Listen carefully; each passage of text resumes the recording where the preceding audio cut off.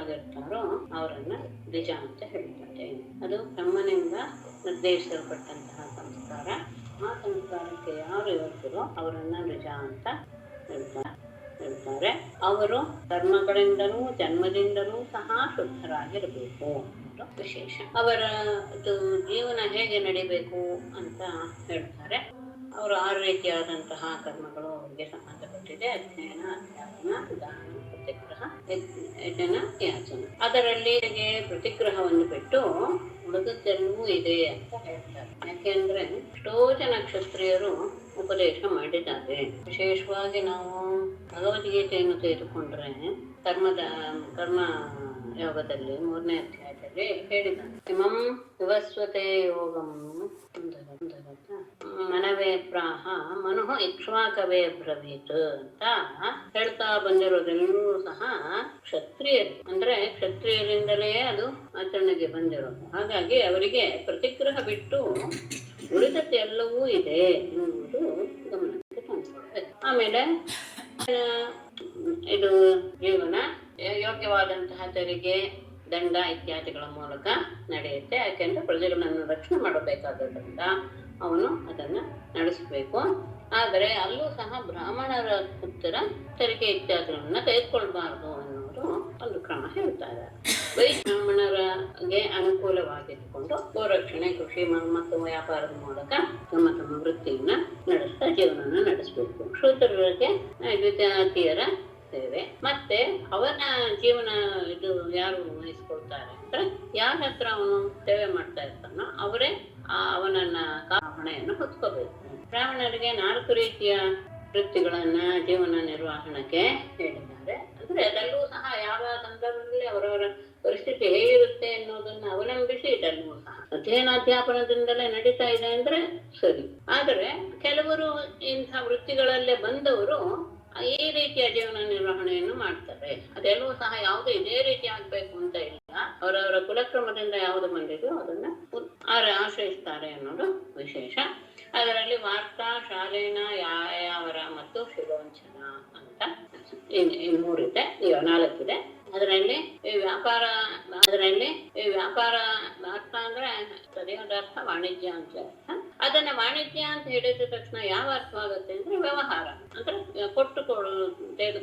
ಕೊಡುಕೊಳ್ಳುವ ವ್ಯವಹಾರ ಅಂತ ಹೇಳ್ತೀವಲ್ಲ ಅದು. ಆ ರೀತಿ ಆದದ್ದೇನು ಯಜ್ಞವನ್ನು ನಾವು ಮಾಡಿಸಿ ಅಧ್ಯಯನವನ್ನ ಕೊಟ್ಟು ಅಧ್ಯಾಪನವನ್ನು ಮಾಡ್ತಾ ಅವರಿಂದ ತೆಗೆದುಕೊಳ್ಳೋದು, ಅದು ಸಹ ವಾರ್ತಾ ಅಂತ ಅನಿಸುತ್ತೆ. ಆಮೇಲೆ ಶಾಲೇನ, ಯಾರನ್ನು ಬೇಡದೆ ತಾನಾಗಿ ಏನಾದರೂ ಸಿಕ್ಕಿದ್ರೆ ಅದರಲ್ಲಿಯೇ ಬದುಕುವುದು. ಮತ್ತೆ ಇನ್ನೊಂದು ಪ್ರತಿದಿನವೂ ಸಹ ಧಾನ್ಯಾದಿಗಳನ್ನ ಭಿಕ್ಷೆ ಬೇಡಿನೇ ತಂದು ಅಡಿಗೆ ಮಾಡೋದು. ಇನ್ನು ಶಿರೋಂಚ ಅಂತ ಹೇಳಿದ್ರೆ ರೈತರು ಧಾನ್ಯವನ್ನೆಲ್ಲ ಕತ್ತರಿಸಿರುವಂತಹ ಅಲ್ಲಿ ಬಿದ್ದಿರುವಂತಹ ಧಾನ್ಯಗಳನ್ನ ತಂದು ಅದನ್ನ ಆಶ್ರಯಿಸಿಕೊಳ್ಳೋದು, ಅದರಿಂದ ಜೀವನ ನಡೆಸೋದು. ಇಲ್ಲಿ ಇವರು ಹೇಳ್ತಾರೆ ಎಲ್ಲದಕ್ಕಿಂತ ಅಂದ್ರೆ ಮೊದಲನೇದಕ್ಕಿಂತ 2ನೇದು ಉತ್ತಮ, 2ನೇದಕ್ಕಿಂತ 3ನೇದು ಉತ್ತಮ, 3ನೇದಕ್ಕಿಂತ 4ನೇದು ಉತ್ತಮ ಅಂದ್ರೆ ಆತನ ಬದುಕ್ತಾನೆ. ಆದ್ರೆ 4ನೇದು ಮಾಡಿದಾಗ ಗಮನಿಸ್ಕೊಳ್ಬೇಕು, ಅದಕ್ಕೂ ಸಹ ಯಾರ ಮುಂದೆಯೂ ಕೈಚಾಚುವಂತ ಇರೋಲ್ಲ, ಯಾರಿಗೂ ಅವನು ಅಧೀನ ಆಗ್ಬೇಕಾದದ್ದು ಇರಲ್ಲ. ಹಾಗೆ ಆಗ ಮತ್ತೆ ಇನ್ನು ಕೆಲವರ್ಣದ ಮನುಷ್ಯ, ಕೆಲವರ್ಣ ಅಂದ್ರೆ ಉತ್ತಮ ಇಂದ ಬ್ರಾಹ್ಮಣರಿಂದ ಕೆಳಗಡೆ ಇದು ಕ್ಷತ್ರಿಯ ಅಂತ ಕೆಳಗೆ ವೈಶ್ಯ, ಹಾಗೆ ಆ ತರದ್ದು ಕೆಲವರ್ಣ ಅಂಥ ವೃತ್ತಿಯನ್ನು ಸಹ ಆಶ್ರಯಿಸಬಹುದು. ಕ್ಷತ್ರಿಯನ ಬಗ್ಗೆ ಹಿಂದೆನೆ ಹೇಳಿ ಆಯ್ತೆ. ದಾನ ಬಿಟ್ಟು ಉಳಿದ 5 ವೃತ್ತಿಗಳನ್ನ ಅವನಾಗೋದು. ಅಷ್ಟೇ ಅಲ್ಲ, ಆಪತ್ಕಾಲ ಬಂದಾಗ ಅಂದ್ರೆ ಜೀವನ ನಿರ್ವಹಣೆ ಅಸಾಧ್ಯ ಅಂತ ಆದಾಗ ಅವರು ಎಲ್ಲರೂ ಸಹ ಎಲ್ಲ ವೃತ್ತಿಗಳನ್ನು ಆಶ್ರಯಿಸಬಹುದು ಅನ್ನೋದು ವಿಶೇಷ ಇದೆ. ಮತ್ತೆ ವೃತ್ತಿಗಳಲ್ಲಿಯೂ ಸಹ ನಾವು 6 ಇದೆ ಅಂತ ಇಟ್ಕೊಳ್ಬಹುದು. ಋತ, ಅಮೃತ, ಒಂದು ಥರ ಜೋಡಿ ತರಹದ್ದು. ವೃತ, ಪ್ರಮೃತ, ಸತ್ಯಾನೃತ ಮತ್ತು ಶಾನವೃತ್ತಿ ಅಂತ ತಗೊಂಡ್ರೆ, ಸತ್ಯಾನೃತ ಅಂತ 2 ಒಂದೇ ಉಟ್ಕೊಂಡು ತಗೊಂಡ್ರೆ 6 ಅಂತ ಆಗುತ್ತೆ. ಈ ಇದರಲ್ಲಿ ಇಂತಹ ವೃತ್ತಿಗಳಲ್ಲಿ ಶ್ವಾನವೃತ್ತಿಯನ್ನ ಯಾವಾಗಲೂ ಆಶ್ರಯಿಸಬಾರ್ದು. ಏನು ಹಾಗಂದ್ರೆ ನೀವು ಹೇಳಿರುವಂತಹ ಋತ, ಅಮೃತ ಇತ್ಯಾದಿ ಎಲ್ಲ ಏನು ಅಂತ ಹೇಳಿದ್ರೆ, ಋತ ಅಂತ ಹೇಳಿದ್ರೆ ಹಿಂದೆ ಹೇಳಿದಂತಹ ಅಂದ್ರೆ ಧಾನ್ಯವನ್ನು ಕತ್ತರಿಸ್ಕೊಂಡು ಹೋಗುವಾಗ ಸಿಗುವಂತಹ ಬಿದ್ದಿರುವಂತಹ ಧಾನ್ಯವನ್ನ ಹೆಕ್ಕಿಕೊಂಡು ತಂದು ಬದುಕೋದು, ಅದು ಋತ. ಅಂದ್ರೆ ಅತ್ಯಂತ ನೇರವಾದಂತಹ ಉತ್ತಮವಾದಂತಹ ಜೀವನ ಶೈಲಿ. ಆಮೇಲೆ ಅದೇ ಹಿಂದೆ ಹೇಳಿದ ಹಾಗೆ ಉಳಿದದ್ದೆಲ್ಲವೂ ಸಹ ಹಿಂದೆ ಹೇಳಿದ ರೀತಿಯಲ್ಲಿ ಶಾರೀನ ಯಾಯಾವರ ಅಂತ ಹೇಳಿದ ಹಾಗೆ ಹಾಗೆ ಯಾರನ್ನು ಬೇಡದೆ ಸಿಕ್ಕಿದಂಥದ್ರಲ್ಲಿ ನಿರ್ವಹಣೆ ಮಾಡೋದು ಅದು ಅಮೃತ. ನಿತ್ಯವೂ ಸಹ ಭಿಕ್ಷೆ ಬೇಡಿ ತರುವುದು ಅದು ಒಂದು ರೀತಿಯ ಮೃತ. ಇನ್ನೊಂದು ಕೃಷಿ ಮೊದಲಾದಂತಹದ್ರಿಂದ ನಡೆಸುವಂತಹದ್ದು ಅದು ಪ್ರಮೃತ. ಈ ತಕ್ಕು ಸಹ ಸ್ವಲ್ಪ ಪರವಾಗಿಲ್ಲ ಯಾರಿಗೆ, ಬ್ರಾಹ್ಮಣನಿಗೆ.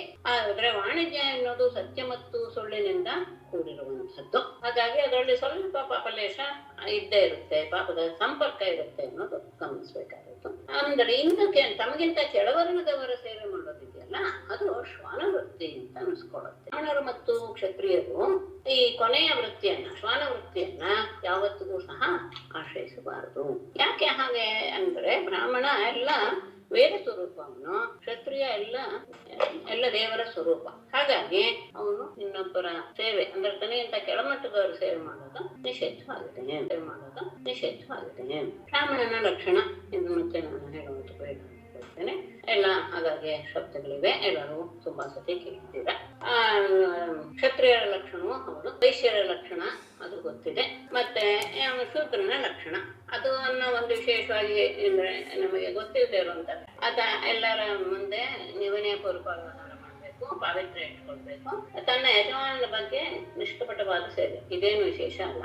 ಆದ್ರೆ ಆತನು ಸಹ ಪಂಚಯಜ್ಞ ಮಾಡಬೇಕು, ವೈದಿಕ ಮಂತ್ರಗಳಿಲ್ಲದೆ ಕೇವಲ ನಮಸ್ಕಾರ ಪೂರ್ವಕವಾಗಿ ಮಾಡಬೇಕು ಅಂತ ವಿಶೇಷವಾಗಿ ಹೇಳಿದ್ದಾರೆ ಅನ್ನೋದು ಇದು ಒಂದು ಗಮನ ಅಂದ್ರೆ ಗೊತ್ತಿಲ್ಲದೆ ಇರುವಂತಹ ನನಗೆ ವಿಶೇಷ, ನಿಮ್ಗೆ ಗೊತ್ತಿಲ್ಲ ಅಂತ. ಹಾಗಾಗಿ ಅದು ಸ್ವಲ್ಪ ವಿಶೇಷ ನನಗೂ ನೋಡಿ ಅರಿವು. ಆಮೇಲೆ ಸ್ತ್ರೀಯರ ವಿಶೇಷದ ಬಗ್ಗೆ ಸುಮಾರು ಪ್ರಶ್ನೆಗಳು ಹಾಕ್ಬಿಟ್ಟಿದ್ದಾರೆ ವಾಣಿಯವರು. ಅವರು ಹೇಗಿರ್ಬೇಕು ಅನ್ನೋದು ಮತ್ತೆ ಎಲ್ಲರೂ ಕೇಳಿದೀರಾ ಅನ್ಕೊಳ್ತೇನೆ. ಮತ್ತೆ ಚರಣ ಆಗತ್ತೇನೋ ಅಂದ್ರೆ ಪತಿಗೆ ಅನುಕೂಲವಾಗಿರ್ಬೇಕು, ಪತಿಯ ಸಂಬಂಧಿಗಳ ಬಗ್ಗೆನೂ ಅದೇ ರೀತಿಯಾದಂತಹ ಮೃದು ಭಾವನೆ ಹೊಂದಿರ್ಬೇಕು. ಪತಿ ಯಾವ ನಿಯಮವನ್ನ ಆಚರಿಸ್ತಾ ಇದ್ದಾನೋ ಅದಕ್ಕೆ ಅನುಕೂಲವಾಗಿ ಅದನ್ನ ಯೋಗ್ಯ ರೀತಿಯಲ್ಲಿ ಮಾಡುವ ಹಾಗೆ ಏಕೆ ತನ್ನ ವ್ಯವಹಾರವನ್ನ ಇಟ್ಕೊಂಡಿರ್ಬೇಕು ಅಂತ. ಮನೆಯ ಬಗ್ಗೆ ಎಲ್ಲ ರೀತಿಯ ವರ್ಣವನ್ನು ಇಟ್ಕೊಳ್ಬೇಕು, ನೀರು ಹಾಕಿ ರಂಗೋಲಿ ಇಡೋದು ಇದೆಲ್ಲೂ ಸಹ ಸಾಮಾನ್ಯ ಎಲ್ಲರಿಗೂ ಸಂಪ್ರದಾಯ ಗೊತ್ತಿರೋರು ಇವತ್ತೇ ಇದೆ. ತಾನು ಸಹ ತುಂಬಾ ಮಲಿನವಾಗಿ ಇರಬಾರ್ದು, ತಾನು ಸಹ ಚೆನ್ನಾಗಿ ಅಲಂಕಾರ ಮಾಡಿಕೊಂಡು ವಸ್ತ್ರವನ್ನೆಲ್ಲ ಚೆನ್ನಾಗಿ. ನನ್ನ ಮನೆಯಲ್ಲಿರುವಂತಹ ಗಂಡನ ಬಗ್ಗೆ ವಿಶೇಷವಾದದ್ದು, ಆತನ ಯಾವ ಇಚ್ಛೆ ಇದೆಯೋ ಅದನ್ನೆಲ್ಲ ಸಮಯಕ್ಕೆ ಸರಿಯಾಗಿ ಪೂರೈಸಿ ಅಷ್ಟೇ ಎಲ್ಲಾ ಸಂದರ್ಭದಲ್ಲಿ ವಿನಯಪೂರ್ವಕವಾಗಿ ಇಂದ್ರಿಯ ಸಹಿತ ಸತ್ಯ ಮತ್ತು ಪ್ರಿಯವಾದ ಮಾತುಗಳಿಂದ ಸೇವೆ ಮಾಡಬೇಕು. ಸಿಕ್ಕಿದ್ದರಲ್ಲಿಯೇ ಅವಳು ಸಂತೋಷ ಪಡಬೇಕು. ಸಿಕ್ಕಿದ್ದು ಸ್ವಲ್ಪ ಕಷ್ಟ ಆಯ್ತು, ಕಡಿಮೆ ಆಯ್ತು ಎನ್ನುವ ಪರ ವಸ್ತುವಿಗೆ ಆಸೆ ಪಡಬಾರದು, ದುರಾಸೆ ಪಡಬಾರದು. ಕಾರ್ಯದಲ್ಲಿ ಅತ್ಯಂತ ಕ್ರಿಯಾಶೀಲರಾಗಿರ್ಬೇಕು. ಅಂದ್ರೆ ಯಾವಾಗ್ಲೂ ಸಹ ಉತ್ಸಾಹಪೂರ್ವಕವಾಗಿ ನಿರಂತರವಾಗಿ ಕ್ರಿಯೆಯಲ್ಲಿ ತೊಳ್ಕೊಂಡಿರ್ಬೇಕು, ಆಲಸ್ಯ ಇರಬಾರ್ದು. ಧರ್ಮಗಳ ಬಗ್ಗೆ ಅರಿವಿರಬೇಕು, ಸತ್ಯ ಮತ್ತು ಪ್ರಿಯವನ್ನೇ ಹೇಳ್ಬೇಕು. ಸತ್ಯ ಹೇಳ್ತೀನಿ ಅಂತ ಇನ್ನೊಬ್ಬರಿಗೆ ಹಿಂಸೆಯ ರೀತಿಯಲ್ಲಿ ಮಾತನಾಡೋದು ಅಲ್ಲ, ಅವ್ರಿಗೂ ಮನಸ್ಸಿಗೆ ನೋವಾಗದೆ ಇರಬೇಕು. ತನ್ನ ಕರ್ತವ್ಯವನ್ನ ಬಹಳ ಎಚ್ಚರಿಕೆಯಿಂದ ಮಾಡ್ತಾ ಇರ್ಬೇಕು, ಪವಿತ್ರವಾಗಿರ್ಬೇಕು, ಪ್ರೇಮದಿಂದ ಕೂಡಿರ್ಬೇಕು. ಯಾವಾಗ ಪತಿಯು ಸಹ ಧರ್ಮಭ್ರಷ್ಟನಾಗದೇ ಇದ್ದರೆ ಅವನ ಸಹವಾಸವನ್ನ ಮಾಡಬೇಕು ಅಂತ ಹೇಳು. ಮತ್ತೆ ಪತಿ ಬೇರೆಯಲ್ಲ, ಪರಮಾತ್ಮ ಬೇರೆಯಲ್ಲ ಎನ್ನುವ ಭಾವದಿಂದ, ತನ್ನ ಗಂಡನೇ ಹರಿ ಎನ್ನುವಂತಹ ಭಾವದಿಂದ ಅವನನ್ನ ಆರಾಧಿಸ್ತಾ ಬಂದರೆ ಹೇಗೆ ಲಕ್ಷ್ಮಿಯು ನಾರಾಯಣ ಆರಾಧಿಸ್ತಾಳೋ ಹಾಗೆ ಅವಳು ಸಹ ಲಕ್ಷ್ಮಿಯ ಹಾಗೆ ವೈಕುಂಠ ಲೋಕದಲ್ಲಿ ತನ್ಗೆ ಭಗವಂತನ ಸ್ವರೂಪವಾದ ಪತಿಯೊಂದಿಗೆ ಅವನ ಜೊತೆಗೆ ಆನಂದವಾಗಿ. ಶಂಕರ ಜಾತಿ ಅಂದ್ರೆ ಒಂದು ಜಾತಿ ಇನ್ನೊಂದು ಜಾತಿಗೆ ಬೆರೆತು ಹುಟ್ಟುವಂತಹ ಜಾತಿಗಳು. ಅಂಥ ಅವರ ಜೀವನೋಪಾಯ ಹೇಗೆ ಅಂದ್ರೆ ಅವರ ಹಿಂದಿನ ಕುಲದ ಅವರು ಏನೇನ್ ಮಾಡ್ಕೊಂಡ್ಬಂದಿದಾರೋ ಹಿರಿಯ ಪರಂಪರೆಯಿಂದ ಅದನ್ನೇ ಮಾಡ್ಕೊಂಡು ಬರಬೇಕು. ಮತ್ತೆ ಇದೆಲ್ಲವೂ ಸಹ ಸರಿಯಾದ ರೀತಿಯಲ್ಲಿ ಆ ಕಾಲಕ್ಕೆ ತಕ್ಕ ಹಾಗೆ ಋಷಿಮುನಿಗಳು ವ್ಯವಸ್ಥೆ ಮಾಡಿಯೇ ಇಟ್ಟಿದ್ದಾರೆ. ಹಾಗಾಗಿ ಅವರು ಹೇಳಿರುವಂತಹ ಕ್ರಮದಲ್ಲಿಯೇ ನಾವು ಅನುಸರಿಸಿಕೊಂಡು ಬಂದುಬಿಟ್ರೆ ಅದು ನಮಗೆ ಇಲ್ಲಿಯೂ ಸಹ ಆನಂದವನ್ನು ಉಂಟು ಮಾಡುವಂಥದ್ದು, ಮರಣ ಹೊಂದಿದ ಮೇಲೆಯೂ ಸಹ ನಮಗೆ ಒಳ್ಳೆಯ ಜನ್ಮ ಸಿಗುವಂಥಕ್ಕೆ ಕಲ್ಯಾಣವನ್ನ ಉಂಟು ಮಾಡುವಂಥದ್ದು. ಹೀಗೆ ಸರಿಯಾದ ರೀತಿಯಲ್ಲಿ ತಮ್ಮ ವೃತ್ತಿಯನ್ನ ಏನು ಹೇಳಿದಾರೋ ಧರ್ಮಶಾಸ್ತ್ರದಲ್ಲಿ ಅದನ್ನ ಆಚರಿಸ್ತಾ ತನ್ನ ಧರ್ಮವನ್ನ ಪಾಲಿಸ್ತಾ ಇದ್ದರೆ ತಾವು ಮಾಡ್ತಾ ಇರುವಂತಹ ಕರ್ಮಗಳಿಂದಲೂ ಸಹ ಅವರು ಮುಕ್ತರಾಗಿ ಈ 3 ಗುಣಗಳನ್ನು ಸತ್ವರಜ ತಮೋ ಗುಣಗಳನ್ನು ಸಹ ಮೀರಿದವರು ಆಗಿಬಿಡ್ತಾರೆ. ಅಂದ್ರೆ ಅವರು ಮೋಕ್ಷದ ದಾರಿಯನ್ನ ಹಿಡಿತಾರೆ. ಅಲ್ಲೇ ಕರ್ಮ ಮಾಡ್ತಾನೆ ಇರೋದಿದ್ರೆ ಅವರಿಂದ ಆಸೆ ಹೆಚ್ಚಾಗದ್ವೆ ಇಲ್ವೇ ಇತ್ಯಾದಿ ಎಲ್ಲ ಪ್ರಶ್ನೆ ಬರ್ಬೋದು. ಆದ್ರೆ ಇಲ್ಲ, ಮತ್ತೆ ಮತ್ತೆ ಮತ್ತೆ ಮತ್ತೆ ಹೊಲದಲ್ಲಿ ನಾವು ಧಾನ್ಯವನ್ನ ಹಾಕಿ ಬೆಳಿತಾನೇ ಬಂದರೆ ಅದರಲ್ಲಿ ಸಹಜವಾಗಿ ಶಕ್ತಿಯು ತುಂಬಿ ಹೋಗಿ ಅವುಗಳು ಬಿತ್ತಿದ ಬೀಜವನ್ನ ಮೊಳಕೆ ಒಡೆಯೋದಿಲ್ಲ. ಅಷ್ಟೇ ಎಲ್ಲ ಬಿತ್ತಿದ ಬೀಜವು ಸಹ ಮುಖ್ಯವಾಗಿ ಬಿಡುತ್ತೆ. ಹಾಗೆಯೇ ಕರ್ಮ ಮಾಡ್ತಾ ಮಾಡ್ತಾ ಅದನ್ನ ಅನುಭವಿಸ್ತಾನೆ ಅಂದ್ರೆ ಅದ್ರ ಬಗ್ಗೆ ಸಹಜವಾಗಿಯೇ ನಿರಾಸಕ್ತಿ ಮೂಡೋದಕ್ಕೆ ಶುರುವಾಗತ್ತೆ. ಹಾಗೆ ಆದಾಗ ಆತ ಪೂರ್ಣವಾಗಿ ಅದರಿಂದ ವಿಮುಕ್ತನಾಗಿ ಬಿಡ್ತಾನೆ. ಹೇಗೆ ಒಂದೊಂದು ತೊಟ್ಟು ಹಾಕ್ತಾ ಇದ್ರೆ ಅಗ್ನಿಗೆ ತುಪ್ಪನ, ಅದು ಜೋರಾಗಿ ಉರಿತಾ ಇರುತ್ತೆ. ಒಮ್ಮೆಲೆ ಅದಕ್ಕೆ ತುಪ್ಪವನ್ನು ಹಾಕಿಬಿಟ್ರೆ ಅದು ಆರು ಹೋಗುತ್ತೆ ಅಂತ ಲೋಕದಲ್ಲಿ ಗೊತ್ತಿರುವಂತಹ ವಿಷಯ. ಹಾಗಾಗಿ ಸತತವಾಗಿ ಅವನು ಕರ್ಮ ಮಾಡ್ತಾನೆ ಇರ್ಲಿ, ಅದರಿಂದ ಸಿಗುವಂತಹ ಭೋಗಗಳನ್ನೆಲ್ಲ ಅನುಭವಿಸ್ತಾನೆ ಇರ್ಲಿ. ಆದ್ರೆ ಅನುಭವಿಸಿ ಏನಾಗುತ್ತೆ ಅಂದ್ರೆ ಯಾವುದೇ ಆಗಲಿ ಒಂದಲ್ಲ ಒಂದು ದಿವಸ ಅದ್ರ ಬಗ್ಗೆ ನಮಗೆ ಏನ ಅನ್ಸುತ್ತೆ, ನಿರಾಸಕ್ತಿ ಮೂಡುತ್ತೆ. ಹಾಗಾಗಿ ಇದು ಸರಿಯಾದ ಮಾರ್ಗವೇ. ಹಾಗಾಗಿ ಮೇಲೆ ಯಾವ್ಯಾವ ಜನರಿಗೆ ಯಾವ್ಯಾವ ಲಕ್ಷಣಗಳನ್ನ ಹೇಳಿದಾರೋ ಯಾವ್ಯಾವ ಲಕ್ಷಣಗಳಿರುವಂತಹ ವ್ಯಕ್ತಿಯನ್ನ ನಾವು ನೋಡ್ತೀವೋ ಅವನು ಆ ಜಾತಿಗೆ ಸೇರಿದವನು ಅನ್ನೋದನ್ನ ನಿಸ್ಸಂಶಯವಾಗಿ ಹೇಳು ಅಂತ 11ನೇ ಅಧ್ಯಾಯ ಮುಗಿಸಿದ್ರು. 12ನೇ ಅಧ್ಯಾಯದಲ್ಲಿ ಬ್ರಹ್ಮಚರ್ಯ ಮತ್ತು ವಾನಪ್ರಸ್ಥಾಶ್ರಮಗಳ ಬಗ್ಗೆ ವಿವರಣೆಯನ್ನ ಕೊಡ್ತಾರೆ. ಓಂ ನಮೋ ಭಗವತೆ ವಾಸುದೇವ. ನಾರದ ಉವಾಚ ಬ್ರಹ್ಮಚಾರಿ ಗುರುಕುಲೆ ವಸಂತಾಂತೋ ಗುರೋರ್ಹಿತಂ ಆಚರನ್ ದಾಸವನ್ನೀಚಃ ಗುರು ಸುದೃಢ ಸಹೃದ. ಇದು ಆಗಿದೆ, ಕ್ಷಮಿಸಿ. ಬ್ರಹ್ಮಚಾರಿ ಹೇಗಿರಬೇಕು? ಇಲ್ಲ ಬ್ರಹ್ಮಚಾರಿ ಗುರುಕುಲೆ ವಸಂತಾಂತೋ ಗುರೋರ್ಹಿತಂ ಆಚರನ್ ದಾಸವನ್ನೀಚಃ ಗುರು ಸುದೃಢ ಸಹೃದ. ಬ್ರಹ್ಮಚಾರಿ ಗುರುಕುಲೆ ವಸನ್ ದಾಂತಃ ಎನ್ನುವುದಿಲ್ಲ, ವಿಶೇಷ ಅನ್ನುವುದಿಲ್ಲ. ಗುರೋಹೋ ಹಿತಂ ಆಚರನ್ ದಾಸವತ್ ನೀಚಃ ಗುರೋ ಸುದೃಢ ಸಹೃದ. ಬ್ರಹ್ಮಚಾರಿ ಆದವನು ವೇದಾಧ್ಯಯನವನ್ನ ಮಾಡುವಂಥವನು ಬ್ರಹ್ಮಚಾರಿ. ಗುರುಕುಲೇ ವಸನ್, ಗುರುಕುಲದ ವಾಸ ಮಾಡ್ತಾ, ದಾಂತಹ ಇಂದ್ರಿಯವಾದ ನಿಗ್ರಹವನ್ನು ಮಾಡ್ತಾ, ಇಂದ್ರಿಯಗಳ ಸೆಳೆತಕ್ಕೆ ಸಿಕ್ಕಿಕೊಳ್ಳದೆ, ಗುರೋಹೋ ಹಿತಂ ಆಚರನ್, ಗುರುವಿನ ಬಗ್ಗೆ ಎಲ್ಲ ಒಳ್ಳೆಯದನ್ನ, ಆತನಿಗೆ ಏನೇನು ಬೇಕು, ಗುರುಗಳಿಗೆ ಏನೇನು ಬೇಕು ಅದನ್ನೆಲ್ಲ ಸೇವೆಯ ರೀತಿಯಲ್ಲಿ ಆಚರಿಸ್ತಾ, ದಾಸವತ್ ನೀಚಃ, ತಾನು ಗುರುವಿನಗೆ ದಾಸ, ಆತನ ಆಳು ಎನ್ನುವ ರೀತಿಯಲ್ಲಿ ತನ್ನನ್ನು ತಾನು ಬಹಳ ಕೆಳಮಟ್ಟದವನು ಅಂತ ಭಾವಿಸಿ ಗುರು ಸುದೃಢ ಸಹೃದ, ಗುರುವಿನ ವಿಷಯದಲ್ಲಿ ಅತ್ಯಂತ ಗಟ್ಟಿಯಾದಂತಹ ಭಕ್ತಿಯನ್ನ ಇಟ್ಕೊಳ್ಬೇಕು. ಅಂದ್ರೆ ಗುರುವನ್ನು ಬಿಟ್ಟು ಇನ್ನೇನು ಇಲ್ಲ ನನಗೆ ಆಹಾರ, ಅವರೇ ನನ್ನನ್ನ ಎಲ್ಲ ರೀತಿಯಲ್ಲಿಯೂ ಸಹ ಉತ್ತಮನನ್ನಾಗಿ ಮಾಡುವಂತಹ ಸಾಮರ್ಥ್ಯ ಹೊಂದಿದ್ದಾರೆ ಎನ್ನುವ ರೀತಿಯಲ್ಲಿ ಅವರ ಬಗ್ಗೆ ಅಭಿಮಾನವನ್ನ ಬೆಳೆಸ್ಕೊಳ್ಬೇಕು, ಭಕ್ತಿಯನ್ನ ಬೆಳೆಸ್ಕೊಳ್ಬೇಕು.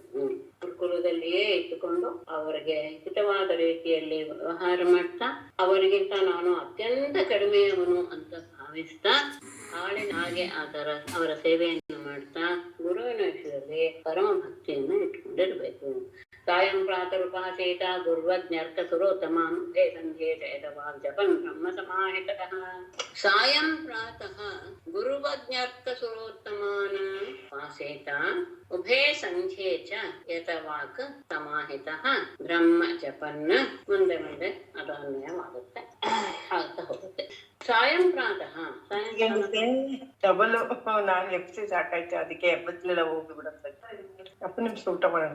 ಸಾಯಂಕಾಲ ಮತ್ತು ಬೆಳಗ್ಗೆ ಸಂಧ್ಯಾ ಸಮಯದಲ್ಲಿ ಅಂತ ಗುರು ಅಗ್ನಿ ಅರ್ಕ ಸುರೋತ್ತಮಾನ್ ಅಂತ. ಗುರುವನ್ನ, ಅಗ್ನಿಯನ್ನ, ಸೂರ್ಯನನ್ನ ಮತ್ತು ಸುರೋತ್ತಮಾನ್ ಶ್ರೇಷ್ಠರಾದ ದೇವತೆಗಳನ್ನ ಉಪಾಸಿಸಬೇಕು. ಇದು ಸಂಧ್ಯಾಕಾಲ ಮುಂದೆ ಬಂದಿದೆ. ಸಾಯಂಕಾಲ ಮತ್ತು ಬೆಳಗ್ಗೆ. ಸಂಧ್ಯೆ ಏನು ಅಂದ್ರೆ ಸಂಧ್ಯಾಕಾಲದಲ್ಲಿ ಉಭಯ ಸಂಧ್ಯೆ ಎರಡೂ ಸಂಧ್ಯಾಕಾಲದಲ್ಲಿ ಯಥವಾಕ್ ಮೌನವಾಗಿಟ್ಟುಕೊಂಡು, ಸಮಾಹಿತ ಏಕಾಗ್ರತೆಯಿಂದ ಬ್ರಹ್ಮ ಜಪನ್ ಅಂದ್ರೆ ಬ್ರಹ್ಮಚಾರಿ ಆದ್ದರಿಂದ ಆತನಿಗೆ ಗಾಯತ್ರಿ ಆಗಿರುತ್ತೆ. ಬ್ರಹ್ಮ ಅಂದ್ರೆ ಗಾಯತ್ರಿ ಮಂತ್ರವನ್ನ ಜಪ ಮಾಡ್ತಾ ಸಂಧ್ಯಾಕಾಲವನ್ನ ಅಂದ್ರೆ ಸಂಧ್ಯಾ ವಂದನೆಯ ಕಾರ್ಯವನ್ನ ಮುಗಿಸ್ತೇವೆ. ಬೆಳಗ್ಗೆ ಮತ್ತು ಸಂಜೆ ಇವರೆಲ್ಲರನ್ನೂ ಸಹ ಗುರುವನ್ನ, ಅಗ್ನಿಯನ್ನ ಆರಾಧನೆ, ಸೂರ್ಯ ಆರಾಧನೆ ಮತ್ತು ಉತ್ತಮವಾದಂತಹ ದೇವತೆಗಳನ್ನ ಆರಾಧಿಸೋದು. ಮತ್ತೆ ಸಂಧ್ಯಾಕಾಲದಲ್ಲಿ ಮೌನವಾಗಿದ್ದ ಗಾಯತ್ರಿ ಮಂತ್ರವನ್ನ ಜಪಿಸ್ಬೇಕು. ಆಮೇಲೆ ಛಂದಾಂಸಿ ಅಧೀತ ಗುರೋಃ ಆಹೂತಶ್ಚೇತ್ ಸುಯಂತ್ರಿತಃ ಉಪಕ್ರಮೇ ಅವಸಾನೆ ಚ ಚರಣೌಷರಸಾನಮೇತ. ಸ್ವಲ್ಪ ಗುರೋಃ ಆಹೂತಃ ಚೇತ್ ಸುಯಂತ್ರಿತಃ ಛಂದಾಂಸಿ ಅಧೀತ ಉಪಕ್ರಮೇ ಅವಸಾನೆ ಚ ಚರಣೌ ಶಿರಸ ನಮೇತ್. ಗುರೋಃ ಗುರುವಿನಿಂದ ಆಹೂತಃ ಕರೆಯಲ್ಪಟ್ಟವನಾದರೆ, ಅಂದ್ರೆ ಗುರು ಬಾ ನಾನು ನಿನಗೆ ಹೇಳ್ಕೊಡ್ತೀನಿ ಅಂತ ಕರೆದಾಗ, ಗುರು ಆಹೂತಃ ಚೇತ್ ಕರೆದಾಗ ಮಾತ್ರ, ಸುಯಂತ್ರಿತಃ ತನ್ನನ್ನು ತಾನು ಸರಿಯಾದ ರೀತಿಯಲ್ಲಿ, ಅಂದ್ರೆ ಯಾವ ರೀತಿಯಲ್ಲಿ ಇರಬೇಕು, ಏಕಾಗ್ರತೆ ಅಥವಾ ನಿಯಮಬದ್ಧನಾಗಿ ಛಂದಾಂಸಿ ಅಧೀಯ ವೇದಗಳನ್ನ ಅಧ್ಯಯನ ಮಾಡಬೇಕು. ಗುರು ಅಂದ್ರೆ ಗುರುಕುಲದಲ್ಲಿ ವಾಸ ಮಾಡಬೇಕು, ಗುರುವಿನ ಸೇವೆ ಮಾಡ್ತಾ ಇರ್ಬೇಕು, ಆತನ ಬ್ರಹ್ಮಚಾರ್ಯ ಉಪನಯನ ಆದ್ಮೇಲೆ ಏನೇನು ಕೆಲಸ ಇದೆಯೋ ಜಪ ಇತ್ಯಾದಿ ಅದನ್ನೆಲ್ಲ ಮಾಡ್ತಾ ಇರಬೇಕು. ಗುರುವು ಕರೆದಾಗ ಬಹಳ ಎಚ್ಚರಿಕೆಯಿಂದ ತನ್ನ ಜೀವನದ ತನ್ನ ನಡವಳಿಕೆಯನ್ನ ಅತ್ಯಂತ ಹದ್ದುಬಸ್ತಿಟ್ಟು ವೇದಗಳನ್ನ ಅಧ್ಯಯನ ಮಾಡಬೇಕು. ಉಪಕ್ರಮೇ ಅವಸಾನ ಚ ವೇದವನ್ನ ಅಧ್ಯಯನ ಮಾಡುವಂತಹ ಅಂದ್ರೆ ಆರಂಭ ಮಾಡುವುದಕ್ಕೆ ಆರಂಭದ ಸಂದರ್ಭದಲ್ಲಿ ಉಪಕ್ರಮ ಅಂದ್ರೆ ಅವಸಾನ ಚಂದ್ರ ಮುಗಿದಾಗ ಚರಣೌ ಶಿರಸ ನಮೇತ ಅವರ ಪಾದಗಳಲ್ಲಿ ತಲೆ ಇಟ್ಟು ನಮಸ್ಕರಿಸಬೇಕು. ಆರಂಭದಲ್ಲಿಯೂ ಅವರ ಪಾದಗಳಲ್ಲಿ ತಲೆ ಇಟ್ಟು ನಮಸ್ಕಾರ, ಮುಗಿದ ಮೇಲೂ ಸಹ ತಲೆ ಇಟ್ಟು ನಮಸ್ಕರಿಸಬೇಕು.